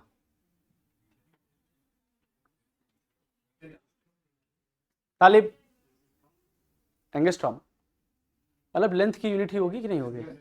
एटॉमिक रेडियस लेंथ की यूनिट होगी। आयनाइजेशन एनर्जी का यूनिट क्या होगा? क्या होगा सौम्या? आयनाइजेशन एनर्जी का यूनिट क्या होगा? आयनाइजेशन एनर्जी बोल रहा हूं ना, तो एनर्जी मतलब एनर्जी, जूल। हो गया कि नहीं हो गया? इलेक्ट्रॉन गेन इंथैल्पी, इंथैल्पी बोल रहा हूं मैं, इंथैल्पी मतलब एनर्जी होता है, जूल हो सकता है, कैलोरी हो सकता है, यूनिट ऑफ एनर्जी बोल सकते हो कि नहीं बोल सकते हो? इंथैल्पी बराबर। इलेक्ट्रोनेगेटिविटी की यूनिट क्या होगी? यूनिटलेस क्वांटिटी होती है। यही सवाल पूछा था, which one of the following is a unitless quantity? Option था ionization energy, electron gain enthalpy, electronegativity, atomic radius. इसी बार आया था, पता नहीं कब आया था, इस बार नीट में नहीं टेस्ट में आया होगा। बराबर है बात कि नहीं बराबर है? पक्की बात समझ पा रहे हो कि नहीं? इलेक्ट्रोनेगेटिविटी वैल्यू क्या होता है? इलेक्ट्रोनेगेटिविटी क्या होता है कि किसी दो एटम के बीच के इलेक्ट्रॉन डेंसिटी के डिफरेंस के बेस पे देखा गया कि कौन किस पे खींच सकता है। जैसे अब हम हैं भाई, हम हैं तो हम अपने आप में सुप्रीम है, हमारे पास ताकत है, हमारे पास ताकत है। तौसीफ भाई हैं, तौसीफ भाई के पास अपनी ताकत है कि नहीं? ताकत है। लेकिन अब दोनों के बीच में कंपेयर हो जाए, तो अगर मैंने इनको 4 पटकना दे दिया तो मेरे अंदर ताकत ज्यादा है, ये तो होगा कि नहीं? तो ये कंपेयरेबल, मतलब कंपेयर किया गया वैल्यू का। उसी तरीके से लिथियम से लेकर बेरिलियम तक कौन अपनी तरफ इलेक्ट्रॉन डेंसिटी को ज्यादा खींच सकता है, इलेक्ट्रॉन डेंसिटी को अपनी तरफ ज्यादा खींच सकता है, ये किस बात पर डिपेंड करता है? सर ये बहुत सारे फैक्टर्स पे बात डिपेंड करता है। किन किन फैक्टर पे डिपेंड करता है? बहुत सारे फैक्टर पे। जैसे पहला फैक्टर कौन कौन सा है? अगर मैं फैक्टर्स की बात करूं, जैसे फैक्टर्स की बात करता हूं, हमारे दिमाग में एक ही चीज आता है, सर सबसे पहले जेड इफेक्टिव ही होगा कि नहीं होगा? अरे सर जेड इफेक्टिव क्या, जिसके पास फोर्स ऑफ अट्रैक्शन ज्यादा वो किसी की भी इलेक्ट्रॉन डेंसिटी को खींच लेगा कि नहीं, किसी भी इलेक्ट्रॉन डेंसिटी को खींच लेगा कि नहीं। Sir lithium, beryllium, boron, carbon, nitrogen, oxygen, fluorine, है कि नहीं है। सबसे ज्यादा जेड इफेक्टिव किसका, इनर्ट गैस पगला है, उसको छोड़ देंगे, कहीं बात नहीं करेंगे हम, बराबर है कि नहीं बराबर है। इनर्ट गैस को छोड़ना है तो फ्लोरीन सबसे ज्यादा होगा कि नहीं, सबसे ज्यादा इलेक्ट्रोनेगेटिव होगा कि नहीं होगा, फिर ऑक्सीजन, फिर नाइट्रोजन, फिर कार्बन, बराबर है कि नहीं बराबर। अब जिसका साइज बड़ा हो जाएगा, जिसका साइज बड़ा हो जाएगा, जिसका साइज बड़ा हो जाएगा, तो ये बताओ वो दूसरे के इलेक्ट्रॉन डेंसिटी खींचेगा, वो पहले अपने आप को ही संभाले, इलेक्ट्रॉन डेंसिटी दूसरे की क्या खींचेगा, बराबर है कि नहीं बराबर है। ठीक, तो जेड इफेक्टिव की अगर मैं बात करूं तो जेड इफेक्टिव ईएन जो होता है बेटा वो किस पे डिपेंड करता है, sir directly proportional to Z effective, पहला फैक्टर है ना जेड इफेक्टिव, बराबर है कि नहीं बराबर। सर दूसरा क्या होता है, साइज, जो साइज की बात करें तो साइज के फैक्टर पे तो ईएन किसके इनवर्सली प्रोपोर्शनल होता है, साइज के, साइज के कैसा हो गया, इनवर्सली प्रोपोर्शनल। क्या इतनी बात बराबर समझ में आ रही कि नहीं समझ में आ रही। मैं और एक चीज बताऊं कि EN is directly proportional to क्या, परसेंटेज ऑफ एस करेक्टर। जब हाइब्रिडाइजेशन निकालना आता है तो ईएन किस पे डिपेंड करता है, ईएन किस पे डिपेंड करता है, directly percentage of S character, किस पे, परसेंटेज ऑफ एस करेक्टर। मतलब अगर एक आपके पास sp हाइब्रिडाइज कार्बन है, एक sp2 है और एक sp3 है, तो बताओ किसके पास एस करेक्टर ज्यादा, इसके पास 50 है, इसके पास 25 है, और इसके बाद 33 है, इसके पास 25, इसका ज्यादा होगा, फिर इसका होगा कि नहीं होगा। मैं बोलूं कि जिसके ऊपर पॉजिटिव चार्ज, मतलब वो भूखा है, जिसके ऊपर पॉजिटिव चार्ज वो भूखा है, वो कहीं से भी इलेक्ट्रॉन खींच सकता है, और जितना ज्यादा पॉजिटिव चार्ज उतना ज्यादा भूखा उतना ज्यादा खींच सकता है कि नहीं। मैं बोल सकता हूं कि EN is directly proportional to क्या बेटा, ऑक्सीडेशन स्टेट, ये भी बोल सकता हूं कि नहीं। क्या यही सारे फैक्टर हैं जो ईएन को डिफरेंस करेंगे। बताओ लेफ्ट टू राइट मूव करने पे ईएन बढ़ेगा कि नहीं बढ़ेगा, यस सर बिल्कुल बढ़ेगा, क्योंकि जेड इफेक्टिव बढ़ता है। टॉप टू बॉटम आने पे बढ़ेगा कि घटेगा, बढ़ेगा कि घटेगा, घटेगा ना, बराबर। तो मैं कुछ बोल देता हूं, लिथियम, बेरिलियम, बोरान का, ये क्या हो गया, लिथियम के नीचे कौन, सोडियम, बेरिलियम के नीचे कौन, मैग्नीशियम, बोरान के नीचे कौन, एल्युमिनियम, एल्युमिनियम के नीचे कौन, गैलियम, गैलियम के नीचे कौन, इंडियम, इंडियम के नीचे कौन, थैलियम, बराबर है। कार्बन के नीचे कौन, सिलिकॉन, सिलिकॉन के नीचे कौन, और इसके नीचे एसएन, और इसके नीचे पीबी, नाइट्रोजन के नीचे फास्फोरस, ऑक्सीजन के नीचे सल्फर, फ्लोरीन के नीचे क्लोरीन। इतनी बात बराबर है। सर आयनाइजेशन एनर्जी की बात बताओ सबसे ज्यादा किसका होगा, फ्लोरीन, फिर ऑक्सीजन, नाइट्रोजन, कार्बन, ये कोई इसमें फैक्टर वेक्टर काम करता है क्या, नो सर, कोई फैक्टर वेक्टर का ना पेनिट्रेशन इफेक्ट और ना इसके अंदर कोई half field full field type का। सर मैं इसकी वैल्यू बोल दूं, एक साइंटिस्ट थे जिनका नाम क्या था, पॉलिंग स्केल, पॉलिंग स्केल, उन्होंने इसकी वैल्यू बता दे रखी है कि अगर कुछ ना याद हो तो वैल्यू से याद कर लो। तो वैल्यू क्या है, इसकी वैल्यू 1, इसकी 1, तो इसका 1.5, तो इसका 2, तो इसका 2.5, तो इसका 3, तो इसका 3.5, तो इसका 4। 3.5 से मुझे याद आया, हाँ 3.5 से मुझे याद आया, अगर क्लास 4:30 बजे शुरू होती है, 4:30 बजे है ना बेटा, तो 4:30 मतलब कितना बजा, 4:30 मतलब कितना हुआ, हाँ 4:30 बजे मतलब कितना टाइम हुआ, 4 बज के, और अगर मैंने बोला कि 450 रुपया हमारे पास, मतलब 4.5 रुपया है, तो मतलब कितना हो गया, 50 पैसा ना, बहुत बढ़िया। वो मैं चेक कर रहा था, अभी कुछ लोग आए थे बोले थे 4.5 का मतलब 4 रुपया 30 पैसा। पौने कितना होता बेटा, 3.25,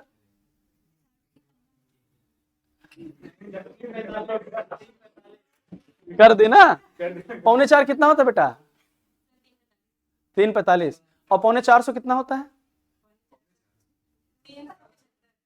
375, 450 होता है, हाँ 225, 225 और 2.25, हाँ बहुत बढ़िया बेटा, बहुत बढ़िया, शानदार, खैर बड़ा अच्छा लगा मुझे देख करके।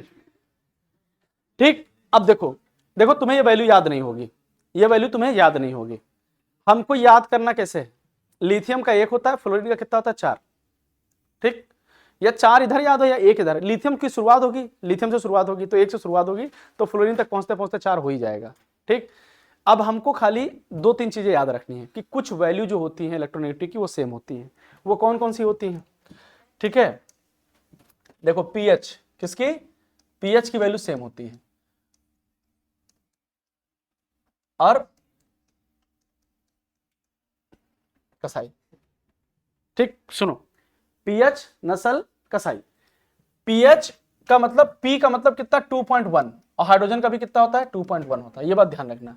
नाइट्रोजन का कितना 3, तो क्लोरीन का कितना 3, कार्बन का कितना 2.5, तो सल्फर का कितना 2.5, तो आयोडीन का कितना 2.5। बराबर याद हो जाएगा कि नहीं, बराबर याद हो जाएगा कि नहीं।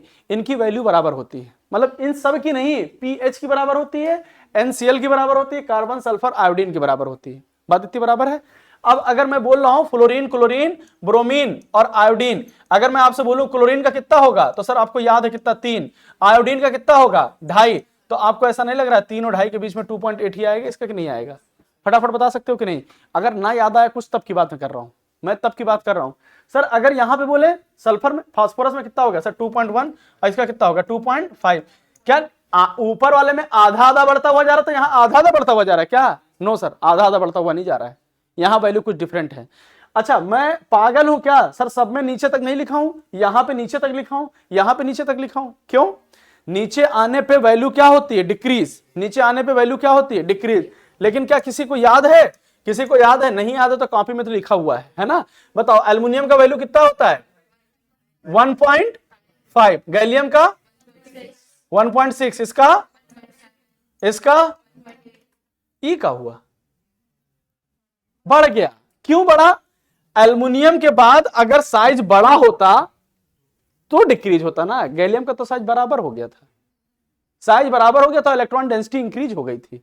साइज बराबर लेकिन नंबर ऑफ इलेक्ट्रॉन ज्यादा, तो इलेक्ट्रॉनिटी बढ़ेगा नहीं, क्योंकि यहां पे ट्रांजिशन कॉन्ट्रैक्शन लगा था कि नहीं लगा था। फिर उसके बाद में अब ये क्या था, अब इसका भी साइज इंडियम था, तो उसके कंपेयर में साइज बढ़ा नहीं। फिर यहां पे थैलियम आया, यहां पे भी इफेक्ट लग गया, तो सब इफेक्ट लगते गए कि नहीं लगते गए।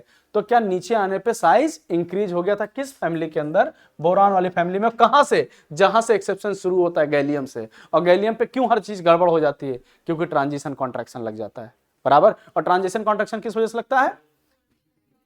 Due to poor shielding of, ये सब पुअर शील्डिंग वाला बहुत कॉन्सेप्ट समझ आया, जिसको मतलब सब लोग समझ आ रहा है कि नहीं। कार्बन, सिलिकॉन, सिलिकॉन का कितना 1.8, और इधर 1.8, इधर 1. ऐसा नहीं लगा था, हमने कहा था कुछ तो इफेक्ट आएगा, लेंथनॉइड कॉन्ट्रैक्शन का कुछ तो इफेक्ट आया था, साइज पे नहीं आया था ना। आयनाइजेशन एनर्जी फर्क दिखा दिया, थोड़ा तो साइज कॉन्ट्रैक्ट कर ही दिया था ना। अब साइज कॉन्ट्रैक्ट, इलेक्ट्रॉन बढ़ा, खींचने की पावर बढ़ गई, जेट इफेक्टिव तो बढ़ गया होगा कि नहीं, खींच लेगा इलेक्ट्रॉन को। ये वैल्यू याद रखनी मुझे, किसकी बात समझ में आ गई कि नहीं। तो अब जब वैल्यू याद आ गई तो क्या ईएन वैल्यू नहीं समझ में आ गया सबको? ईएन वैल्यू नहीं समझ में आ गया।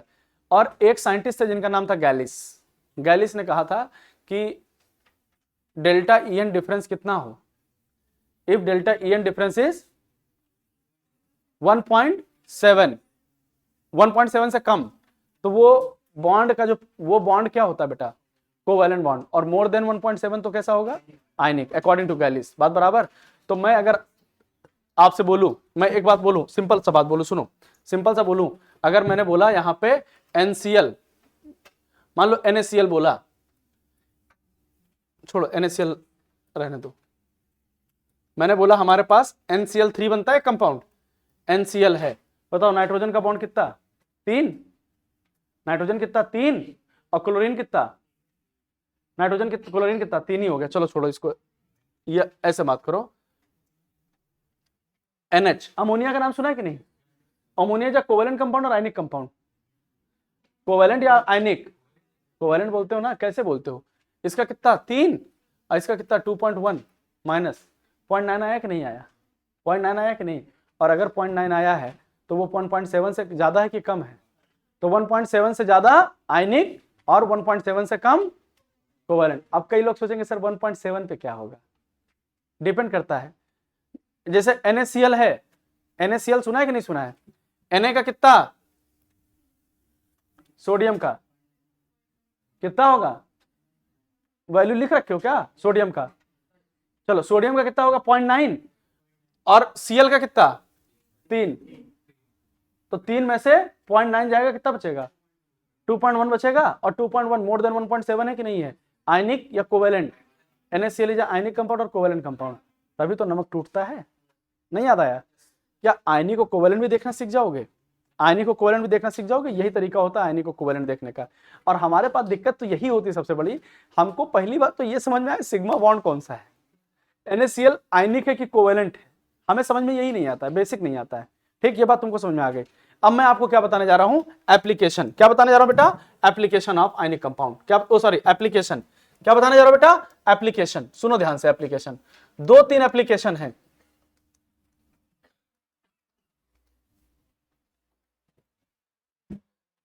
एप्लीकेशन कौन कौन से एप्लीकेशन तुम लोग को पढ़ा रखा है मैंने?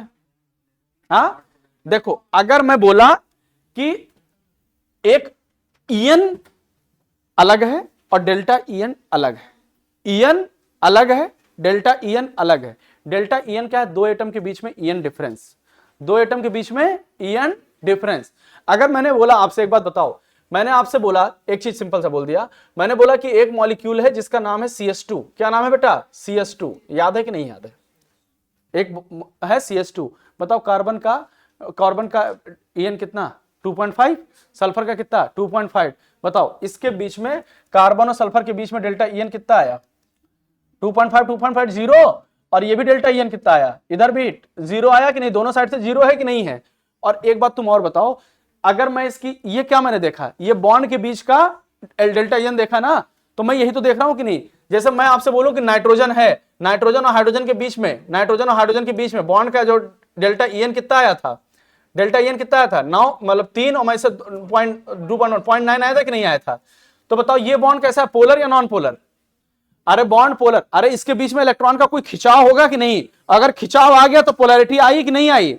अगर खिंचाव ना हो तो क्या बोलते हैं, नॉन पोलर। और अगर खिंचाव आ गया मतलब कोई ना कोई चार्ज का इधर उधर अनइवन ट्रांसफर हो गया, क्या बोलते हैं, पोलैरिटी बोलेंगे कि नहीं बोलेंगे? तो क्या दिस बॉन्ड इज पोलर? मैं मॉलिक्यूल पोलर बोल रहा हूं कि बॉन्ड पोलर बोल रहा हूं? मॉलिक्यूल पोलर या बॉन्ड पोलर? मैं बॉन्ड पोलर बोल रहा हूं, मॉलिक्यूल पोलर नहीं बोल रहा हूं। एक कंपाउंड याद करो, CCl4। अभी सुबह सुबह ताजा ताजा पढ़ाया था, कल ताजा ताजा पढ़ाया था कि नहीं, ये CCl4। ये मॉलिक्यूल कैसा है ओवरऑल, ये मॉलिक्यूल कैसा है, डायपोल मोमेंट इसका कितना आता है, डायपोल मोमेंट किसका आता है, इसका 0 आता है डायपोल मोमेंट, कल पढ़ाया था कि नहीं। CCl4 का एक सिमेट्रिकल स्ट्रक्चर है, एक सिमेट्रिकल स्ट्रक्चर है, जितना ये इलेक्ट्रॉन खींचेगा उतना ये भी खींचेगा, दोनों ओवरऑल एक दूसरे को जीरो कर देंगे। तो dipole moment of CCl4 is, dipole moment of CCl4 is, मतलब मैंने बोला था ना कि नॉन पोलर सॉल्वेंट कौन कौन से होते हैं जिसका डायपोल मोमेंट जीरो होता है, उसमें कौन कौन सा था, CCl4 था, CS2 था, बेंजीन था, और कौन सा था, तीन ही याद है। चलो और भी बहुत सारे हो सकते हैं, हेक्सेन भी हो सकता है, नॉर्मल हेक्सेन हो सकता है, ठीक है, ये सब भी हो सकते हैं। सुनो बहुत ध्यान से, क्या ये मॉलिक्यूल कैसा है, पोलर या नॉन पोलर? मॉलिक्यूल पोलर या non polar? Non polar, due to dipole moment, due to dipole moment कितना इसका, डायपोल मोमेंट इसका कितना, 0। तो मॉलिक्यूल ये कैसा, नॉन पोलर, बराबर। अच्छा इसका बॉन्ड कितना होगा, कार्बन का 2.5 और Cl का कितना, 3, तो कितना है 0.5, तो कोवेलेंट है। इसका बॉन्ड कैसा बेटा, बॉन्ड इसका, बॉन्ड कैसा है इसका, पोलर और नॉन पोलर? बॉन्ड पोलर या non polar? Bond polar. Bond कैसा, और ये मॉलिक्यूल कैसा? तो बॉन्ड पोलैरिटी, बॉन्ड पोलैरिटी और मॉलिक्यूल पोलैरिटी दोनों अलग हैं। हो सकता है इसका मॉलिक्यूल भी पोलर था, ये नॉन पोलर था, और बॉन्ड भी नॉन पोलर था, कोई दिक्कत? यहां पे सर मॉलिक्यूल तो नॉन पोलर है लेकिन बॉन्ड कैसा है, molecule non polar, bond polar. इतनी बात समझ में आ रही कि नहीं समझ में आ रही?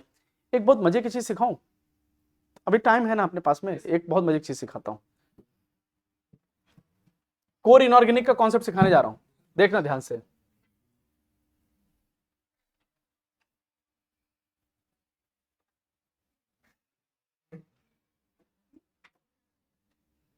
Is this Ruqaiya अप्पी? अरे बेंजीन है, उसको मैंने नाम रख दिया था लेकिन तुम कह रहे रुकैया अप्पी। बेटा मेरी गलती थोड़ी है, बेंजीन का दूसरा नाम बेंजीन। अरे नहीं बेटा, वो बेचारी लड़ जाएगी आकर के बाहर हमसे।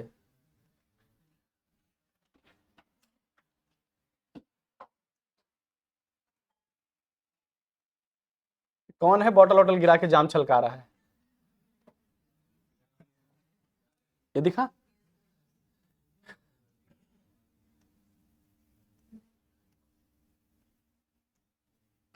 Is this two structure are same? इसका नाम क्या है? बेंजीन। इसका नाम क्या है? इसका फार्मूला क्या है? C6H6। इसका क्या नाम है? B3N3S6। बहुत मजे का सवाल है। अगर क्वेश्चन पूछ लेना, तुम किसी से जाके पूछ लो अभी ऐसे नॉर्मली, ऐसे मतलब जैसे कॉन्सेप्ट कैसे याद होना चाहिए, कंठस्थ होना चाहिए कि कोई जगह के पूछे, जैसे तुमने कोई जगह के पूछे कि तुम्हारा नाम क्या है, तो क्या बोलोगे? IG Naved, sorry I am Naved, है ना? हाँ, वो आईजी नावेद याद है। हाँ, आई एम नावेद बोलोगे ना। हमसे कोई पूछे तो मैं तो अपना बहुत नारा नाम बता सकता हूं। मतलब हमसे जगह के कोई पूछे तो क्या नाम भूल जाओगे? पूछे कि हाँ बताओ तुम्हारा चाचा का नाम क्या है, तो कौन से बात? अरे मतलब तुरंत बता दो, जो सोते हुए मतलब सोते हुए जगा दे। तो अगर तुमसे कोई ऐसे जगा के पूछे, बताओ इनऑर्गेनिक बेंजीन ज्यादा रिएक्टिव होती है कि ऑर्गेनिक बेंजीन? रीजन बताओ, रीजन बताओ। सुनो ध्यान से सुनो। अब ये मॉलिक्यूल और ये देखो, देखो 120 डिग्री पे अगर तीनों कोई मॉलिक्यूल होते तो उनका बॉन्ड कितना होगा, डायपोल मोमेंट कितना होगा? अगर मैं बोलूं ओवरऑल इस मॉलिक्यूल की पोलैरिटी कितनी होगी? 0। इस मॉलिक्यूल की पोलैरिटी ओवरऑल कितनी होगी? 0। सबकी 0। मॉलिक्यूल की पोलैरिटी पूछ रहा हूं, बॉन्ड की नहीं पूछ रहा हूं। मॉलिक्यूल की पोलैरिटी, ये मॉलिक्यूल 0, इसका भी। अरे नहीं निकलना आ रहा है, ये नहीं निकलना आ रहा डायपोल मोमेंट, नहीं आ रहा है ना? डायपोल मोमेंट नहीं आ रहा है, नहीं आ रहा है। चलो कोई नहीं, दिल पे पत्थर रख करके इस बात को मान लो, अगली क्लास में केमिकल बॉन्डिंग जब पढ़ाएंगे तो उसमें डायपोल मोमेंट ही बता देंगे, बताएंगे डायपोल मोमेंट। अब अभी बता नहीं सकते, अभी बताएंगे तो बहुत टाइम लगेगा। जिसको समझ में आ रहा है बस यूं समझ लो कि dipole moment is just like a vector, vector नहीं, जस्ट लाइक अ वेक्टर। तो वेक्टर के अंदर क्या होगा? देखो ये जब तीनों 120 डिग्री पे हैं, तो वेक्टर में 120 डिग्री पे अगर तीन सेम मैग्नीट्यूड के कोई वेक्टर होते हैं तो उसका ओवरऑल रिजल्टेंट कितना होता है? 0। और ये भी तो 120 डिग्री पे है, तो क्या 0? देखो ये तीनों बोरान कितने डिग्री पे? 120 डिग्री पे है तीनों, मतलब 120 120 पे 120 पे है कि नहीं? तो ओवरऑल 0। नाइट्रोजन भी कितने हो गए? 0। तो क्या, अच्छा इसके अंदर जितने, देखो कार्बन के अंदर कितने इलेक्ट्रॉन? 6 6 36 और 6 कितना हो गया? 42। इसके अंदर कितने इलेक्ट्रॉन होते हैं? बोरान के अंदर कितने होते हैं? 5 5 15 7 21, तो 21 5 21 15 36 और 36 6 42। क्या जितने इलेक्ट्रॉन इसमें उतने इलेक्ट्रॉन इसमें? 42 इलेक्ट्रॉन 42 इलेक्ट्रॉन। क्या सेम स्ट्रक्चर? Same structure. क्या मैं बोल सकता हूं कि inorganic benzene and organic benzene are the isostructural and isoelectronic species? दोनों का सेम स्ट्रक्चर होता है, सेम इलेक्ट्रॉन होता है, and both are non polar, both are non polar molecule. अच्छा सर, इनऑर्गेनिक बेंजीन में तो बोले which one is more reactive and how? Sir molecule की रिएक्टिविटी डिफाइन तो डायपोल मोमेंट करता था, लेकिन अभी नहीं कर पा रहा है। क्यों? क्योंकि दोनों डायपोल मोमेंट नॉन जीरो हो गए। Sir inorganic benzene is more reactive than organic benzene reason. सर यहां बोरान और नाइट्रोजन के बीच में डेल्टा ईएन है, डेल्टा ईएन है। मतलब इसका बॉन्ड कैसा है? इसका बॉन्ड कैसा है बेटा? इसका बॉन्ड जो है कैसा है? पोलर है, मतलब इसके बीच में पोलैरिटी है। और इसका बॉन्ड कैसा है? इसका बॉन्ड कैसा है? नॉन पोलर है। इसका बॉन्ड कैसा है? नॉन पोलर है। तो क्या मैं ये बात बोल सकता हूं कि बॉन्ड पोलैरिटी, सुनो बहुत ध्यान से, bond polarity is defined by delta EN. किससे डिफाइंड होता है? Bond polarity is defined by, and the molecule polarity is defined by, नहीं लिखा है बेटा कॉपी में, bond polarity is defined by delta EN and molecule polarity is defined by dipole moment. एक molecule polar है कि नहीं है, कौन बताएगा? Dipole moment. एक बॉन्ड पोलर है, कौन नहीं बताएगा? Delta EN. Delta ईएन is the difference of EN और it is the application of delta EN. बात बराबर है कि नहीं बराबर है? अच्छा अब दूसरी बात बताऊं मैं, दूसरी बात मैं लिखवाने से बेहतर आपको एक पॉइंट समझा देता हूं, खाली उसी से समझ लीजिएगा, कुछ बोलना ही नहीं है। हाँ भाई समझना जाओ, राज भाई है ना? मैं बोला कि हमारे पास में एक मेटल है, इसके साथ ऑक्सीजन है, इसके साथ हाइड्रोजन है। यहां पे भी एक मेटल है, एक ऑक्सीजन है, इसके साथ हाइड्रोजन है। बराबर है कि नहीं बराबर है? बराबर है। अगर मैंने बोला कि मेटल,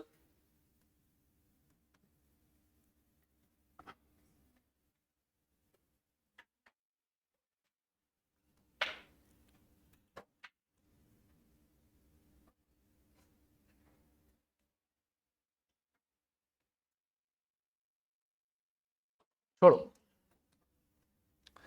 मैंने बोला एक बात समझो, अगर मेटल इलेक्ट्रोनिगेटिव है, मेटल बहुत ज्यादा इलेक्ट्रोनिगेटिव है, मेटल बहुत ज्यादा इलेक्ट्रोनिगेटिव है, तो वो क्या करेगा, वो बॉन्ड यहां से तोड़ देगा, मेटल ऑक्सीजन के साथ चला जाएगा, H+ निकाल देगा, ठीक।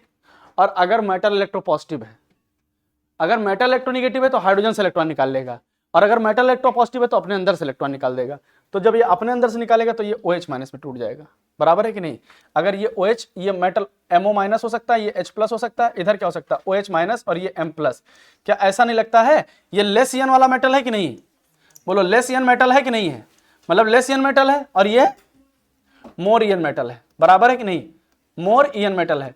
तो मोर ईयन मेटल वाला H+ देता है, मोर ईयन मेटल वाला H+ देता है, और लेस ईयन मेटल वाला क्या देता है, मोर ईयन मेटल वाला H+ देता है, और लेस ईयन मेटल वाला OH- देता है। क्या इतनी बात समझ में आ रही कि नहीं समझ में आ रही। मैं इतनी बात समझ में आ रही तो मैं एक बात बहुत बढ़िया बोलूं, लेफ्ट राइट मूव करते हैं, लेफ्ट राइट इलेक्ट्रोनेगेटिविटी बढ़ती है कि नहीं बढ़ती है, लेफ्ट राइट मूव करते हैं इलेक्ट्रोनेगेटिविटी बढ़ती है कि नहीं बढ़ती है, बराबर है कि नहीं बराबर है, पक्का पक्का ये बात, कोई दिक्कत इसके अंदर।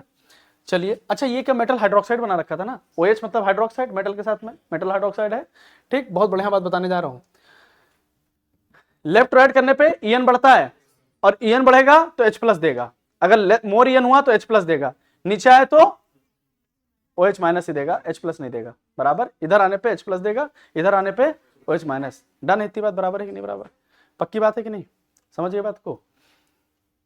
सुनो मजे का सवाल,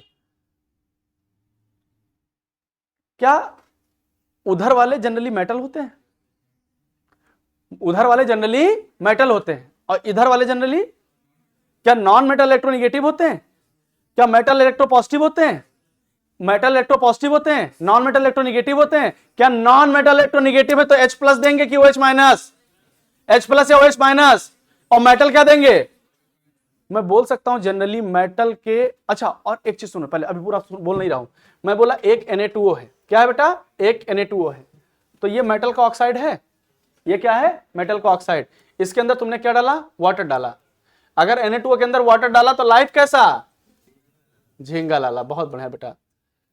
कितना बन गया, 2 NH बना कि नहीं बना, सुनो ध्यान से, यहां पे Cl2O है, और यहां पे अगर तुमने वाटर डाला, यहां पे वाटर डाला तो क्या बनेगा बेटा, HOCl। क्या NaOH बेसिक है, NaOH बेसिक है, HOCl कैसा है, एसिड है, अरे बोलो भाई ये एसिड है, ये बेसिक है कि नहीं है। और यहां पे Na2O की जब बात किए थे तो ये भी बेसिक ही था, यहां पे भी ये भी बेसिक था, तो जो नेचर ऑक्साइड का होगा वही नेचर हाइड्रोक्साइड का होगा, जो नेचर ऑक्साइड का होगा। अगर मेटल का ऑक्साइड बेसिक है तो मेटल का हाइड्रोक्साइड कैसा होगा, अगर Na2O बेसिक है तो ये कैसा होगा, अगर ये HOCl एसिडिक है तो Cl2O कैसा होगा, एसिडिक होगा कि नहीं होगा, बराबर। तो the nature of oxide and hydroxide for all metal and all non metal are same. भाई कहानी थोड़ी बदल जाएगी, बराबर कि नहीं बराबर। सुनो, मेटल लेस ईयन वाला, मेटल कैसा लेस ईयन वाला, मेटल कैसा लेस ईयन वाला, H+ देगा कि OH-। क्या base, generally metal oxide and hydroxide are basic in nature, क्या बोला, generally metal oxide and hydroxide is basic in nature. और इधर बताओ generally non metal oxide and hydroxide are, खत्म नहीं हो गया, खत्म हो गया कि नहीं, बचता है डी ब्लॉक वाला, डी ब्लॉक वाला मेटल भी है। सर एक क्रोमियम +1 है, एक क्रोमियम +1 है, एक क्रोमियम +6 है, एक क्रोमियम +1 है और एक क्रोमियम +6 है। लोअर ऑक्सीडेशन स्टेट का ईयन कम, हायर का ईयन, लोअर का ईयन कम, हायर का ईयन, तो मैक्सिमम कहां तक जाता है, 7 तक 8 तक जाता है, कहां तक, और मिनिमम कहां तक, 0 तक। तो 8 और 0 के बीच का 4 आएगा, अगर 4 तक आया, अगर 4 तक आया तो बेसिक, अगर 4 तक आया बेसिक, 4 तक आया तो, 4 से ऊपर गया तो 4 वाला क्या हो गया, एम्फोटेरिक, 4 वाला क्या हो गया, amphoteric. Metal oxide basic in nature, non metal oxide acidic in nature, lower metal oxide basic in nature, higher metal oxide acidic in nature, बीच वाला एम्फोटेरिक। और बीच वाला कौन, जनाबे आली आसान पंजाबी सॉन्ग गाया करो। याद है कि नहीं? सर मैं बोल सकता हूं, यहां पे बोल सकता हूं एसिडिक और बेसिक नेचर में। अगर मैं बोलूं, इधर सुनो, हमने कहा दूसरा एप्लीकेशन, अगर दूसरे एप्लीकेशन पे बोला तो nature of oxide and hydroxide. क्या बोला बेटा? नेचर ऑफ ऑक्साइड और क्या बोला? Hydroxide. Nature of oxide and hydroxide. सुनो बहुत ध्यान से, नेचर ऑफ ऑक्साइड और हाइड्रोक्साइड। और जनरली क्या बोला मैंने बोला बेटा हमारे पास में जनरली, क्या बोला दोनों ध्यान से, generally metal oxide, generally metal oxide and metal hydroxide are कौन से nature? Are basic in nature. कैसा नेचर बेटा? आर बेसिक इन नेचर, बराबर। और मैंने दूसरा बात बोला क्या? जनरली, क्या बोला बेटा?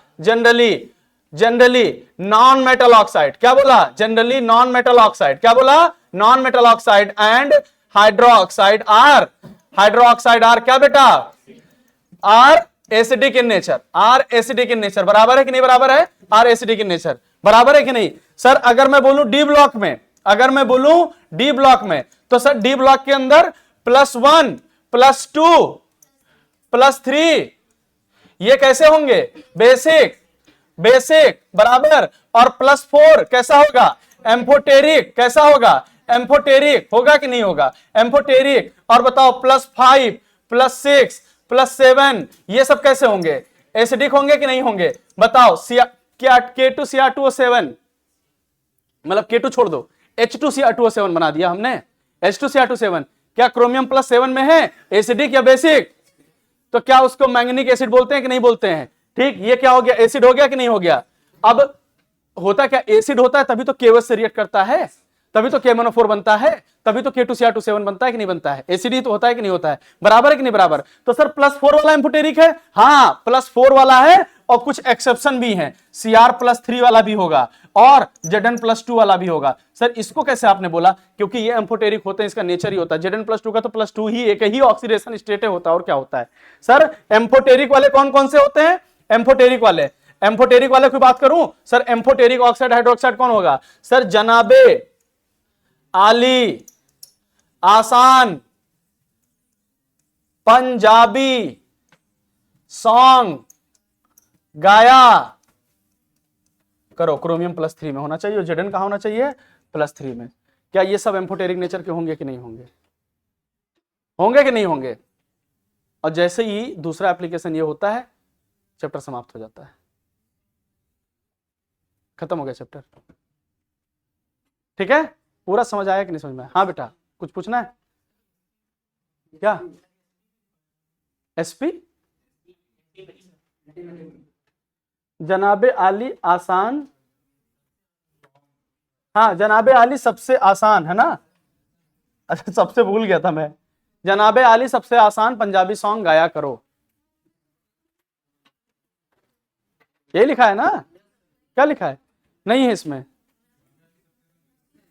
सबसे आसान है। हाँ SB भी होता है, एंटीमनी भी होता है, बराबर है कि नहीं बराबर? सुनो 5 मिनट खाली और दे दो, फिर चैप्टर को समअप करेंगे हम। ठीक है, ये समझ में आ गया कि नहीं समझ में आ गया एप्लीकेशन? क्या EN वाला वैल्यू समझ में आ गया? सारी चीजें EN वाली वैल्यू सारी समझ में आ गई कि नहीं समझ में आ गई? ठीक है, मैं एक बात और कर लेता हूं खाली।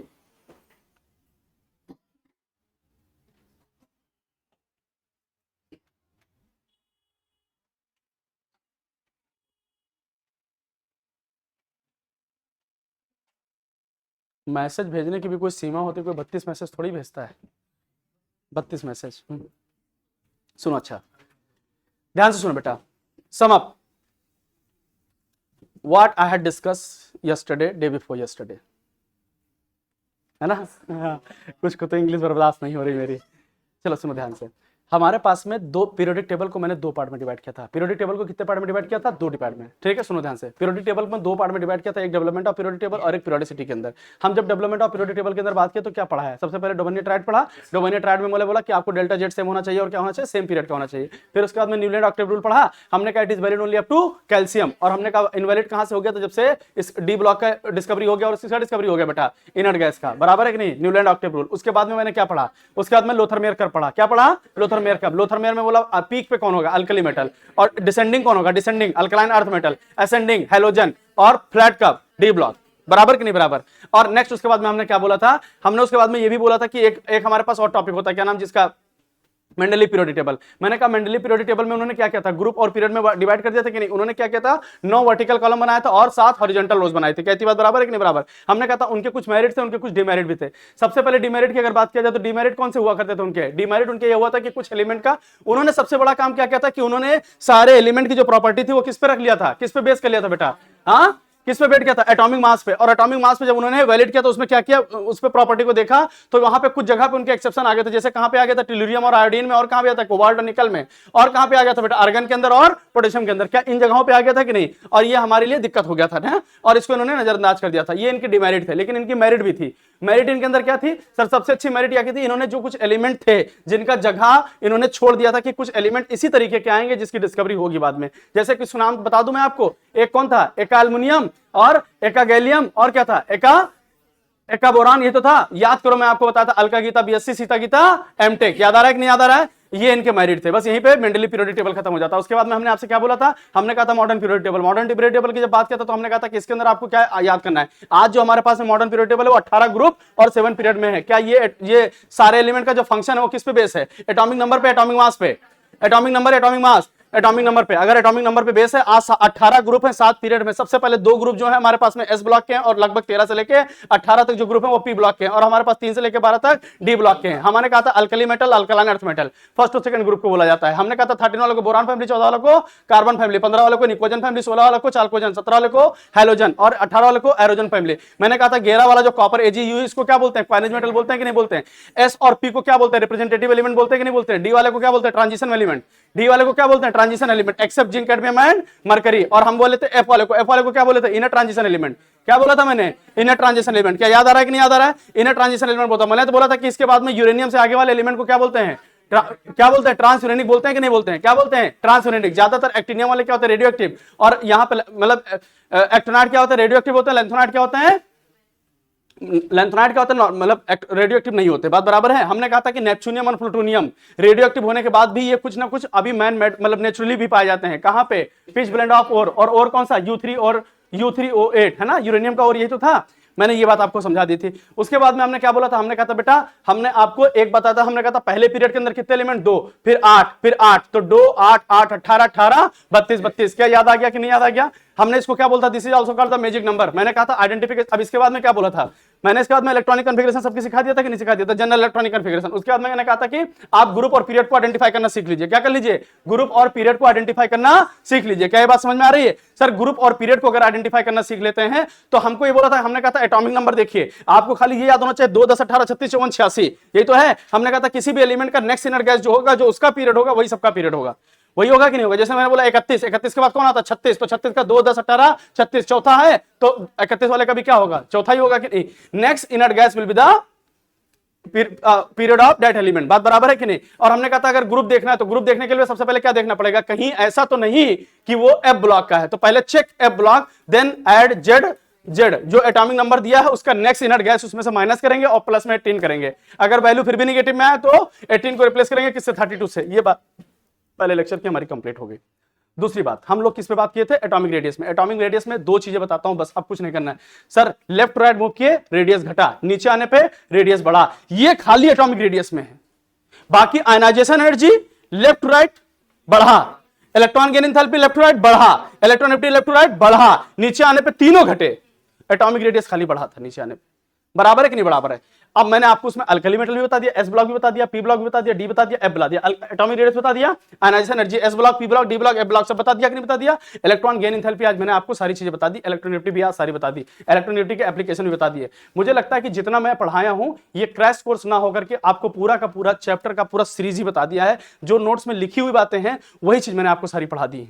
जो आपको मैं लिखवाता हूं नोट्स में, मेन क्लासरूम में लिखाता हूं, वही मैंने सिखा दिया। तो आपको पीरियोडिक टेबल तैयार करने के लिए आपके पास में, आप तो पढ़ लिए हैं, अगर किसी को नहीं तैयार हो रहा है तो अभी भी हमारे पास में YouTube पे 3 लेक्चर पड़े हुए हैं, तीसरा लेक्चर आज आ जाएगा, 2 लेक्चर हैं वो पूरा तैयार कर ले। इसका PYQ इस सैटरडे को आएगा, इस सैटरडे को इसका PYQ डाल देंगे। अभी पीछे वाले जो PYQ वो भी कंटिन्यूअस आ जाएंगे, तो इसका सैटरडे को PYQ आ जाएगा, ठीक है। हम अभी टेस्ट के लिए आपको अनाउंस कर देंगे, लेकिन कल हमारे पास डे कौन सा है, थर्सडे और फिर फ्राइडे, 2 दिन अभी और क्लास होनी है, जिसके अंदर हम लोग क्या डिस्कस करने वाले, केमिकल बॉन्डिंग। तो केमिकल बॉन्डिंग के अंदर भी 2 से 3 लेक्चर में मेरा कंप्लीट हो जाएगा। मैं अगले वीक तक कोशिश में हूं कि अगले वीक तक केमिकल बॉन्डिंग और कोऑर्डिनेशन केमिस्ट्री कंप्लीट हो जाए हमारा, केमिकल बॉन्डिंग और कोऑर्डिनेशन केमिस्ट्री, ठीक है। और डीएनए ब्लॉक मतलब नेक्स्ट वाला वीक जो होगा, मतलब अगला वीक, उसके अगले वीक में पूरी इनऑर्गेनिक केमिस्ट्री हमारी कंप्लीट हो चुकी होगी, फिर वापस हम लोग फिजिकल पे आएंगे। तब तक आपकी ऑर्गेनिक कंप्लीट हो जाएगी, फिर ऑर्गेनिक का रिवीजन शुरू करेंगे, ठीक है। तो आप लोग इसको बेहतर करिए। और जैसा कि मैंने बोला है कि 80 डेज आपके पास बचे हुए हैं। मैंने कल रात में आप लोग को मैसेज भी किया था, सबको ग्रुप पे मैसेज भी डाला था। 80 दिन की स्ट्रेटजी क्या होगी, कैसे शुरू करनी है, ठीक है। मैं आज आपको इसमें अभी एक ग्रुप में आपको मैसेज डालूंगा या फिर एक वीडियो आपको देने वाला हूं। इस पे हम पूरी कंप्लीट स्ट्रेटजी, इसमें जैसे आपके साथ दिक्कत क्या क्या है, हम कैसे जाने कि कौन सा चैप्टर मेरा हो गया है कि नहीं हुआ है, हमको कैसे पता चलेगा कि चैप्टर मेरा हो गया कि नहीं हो गया है।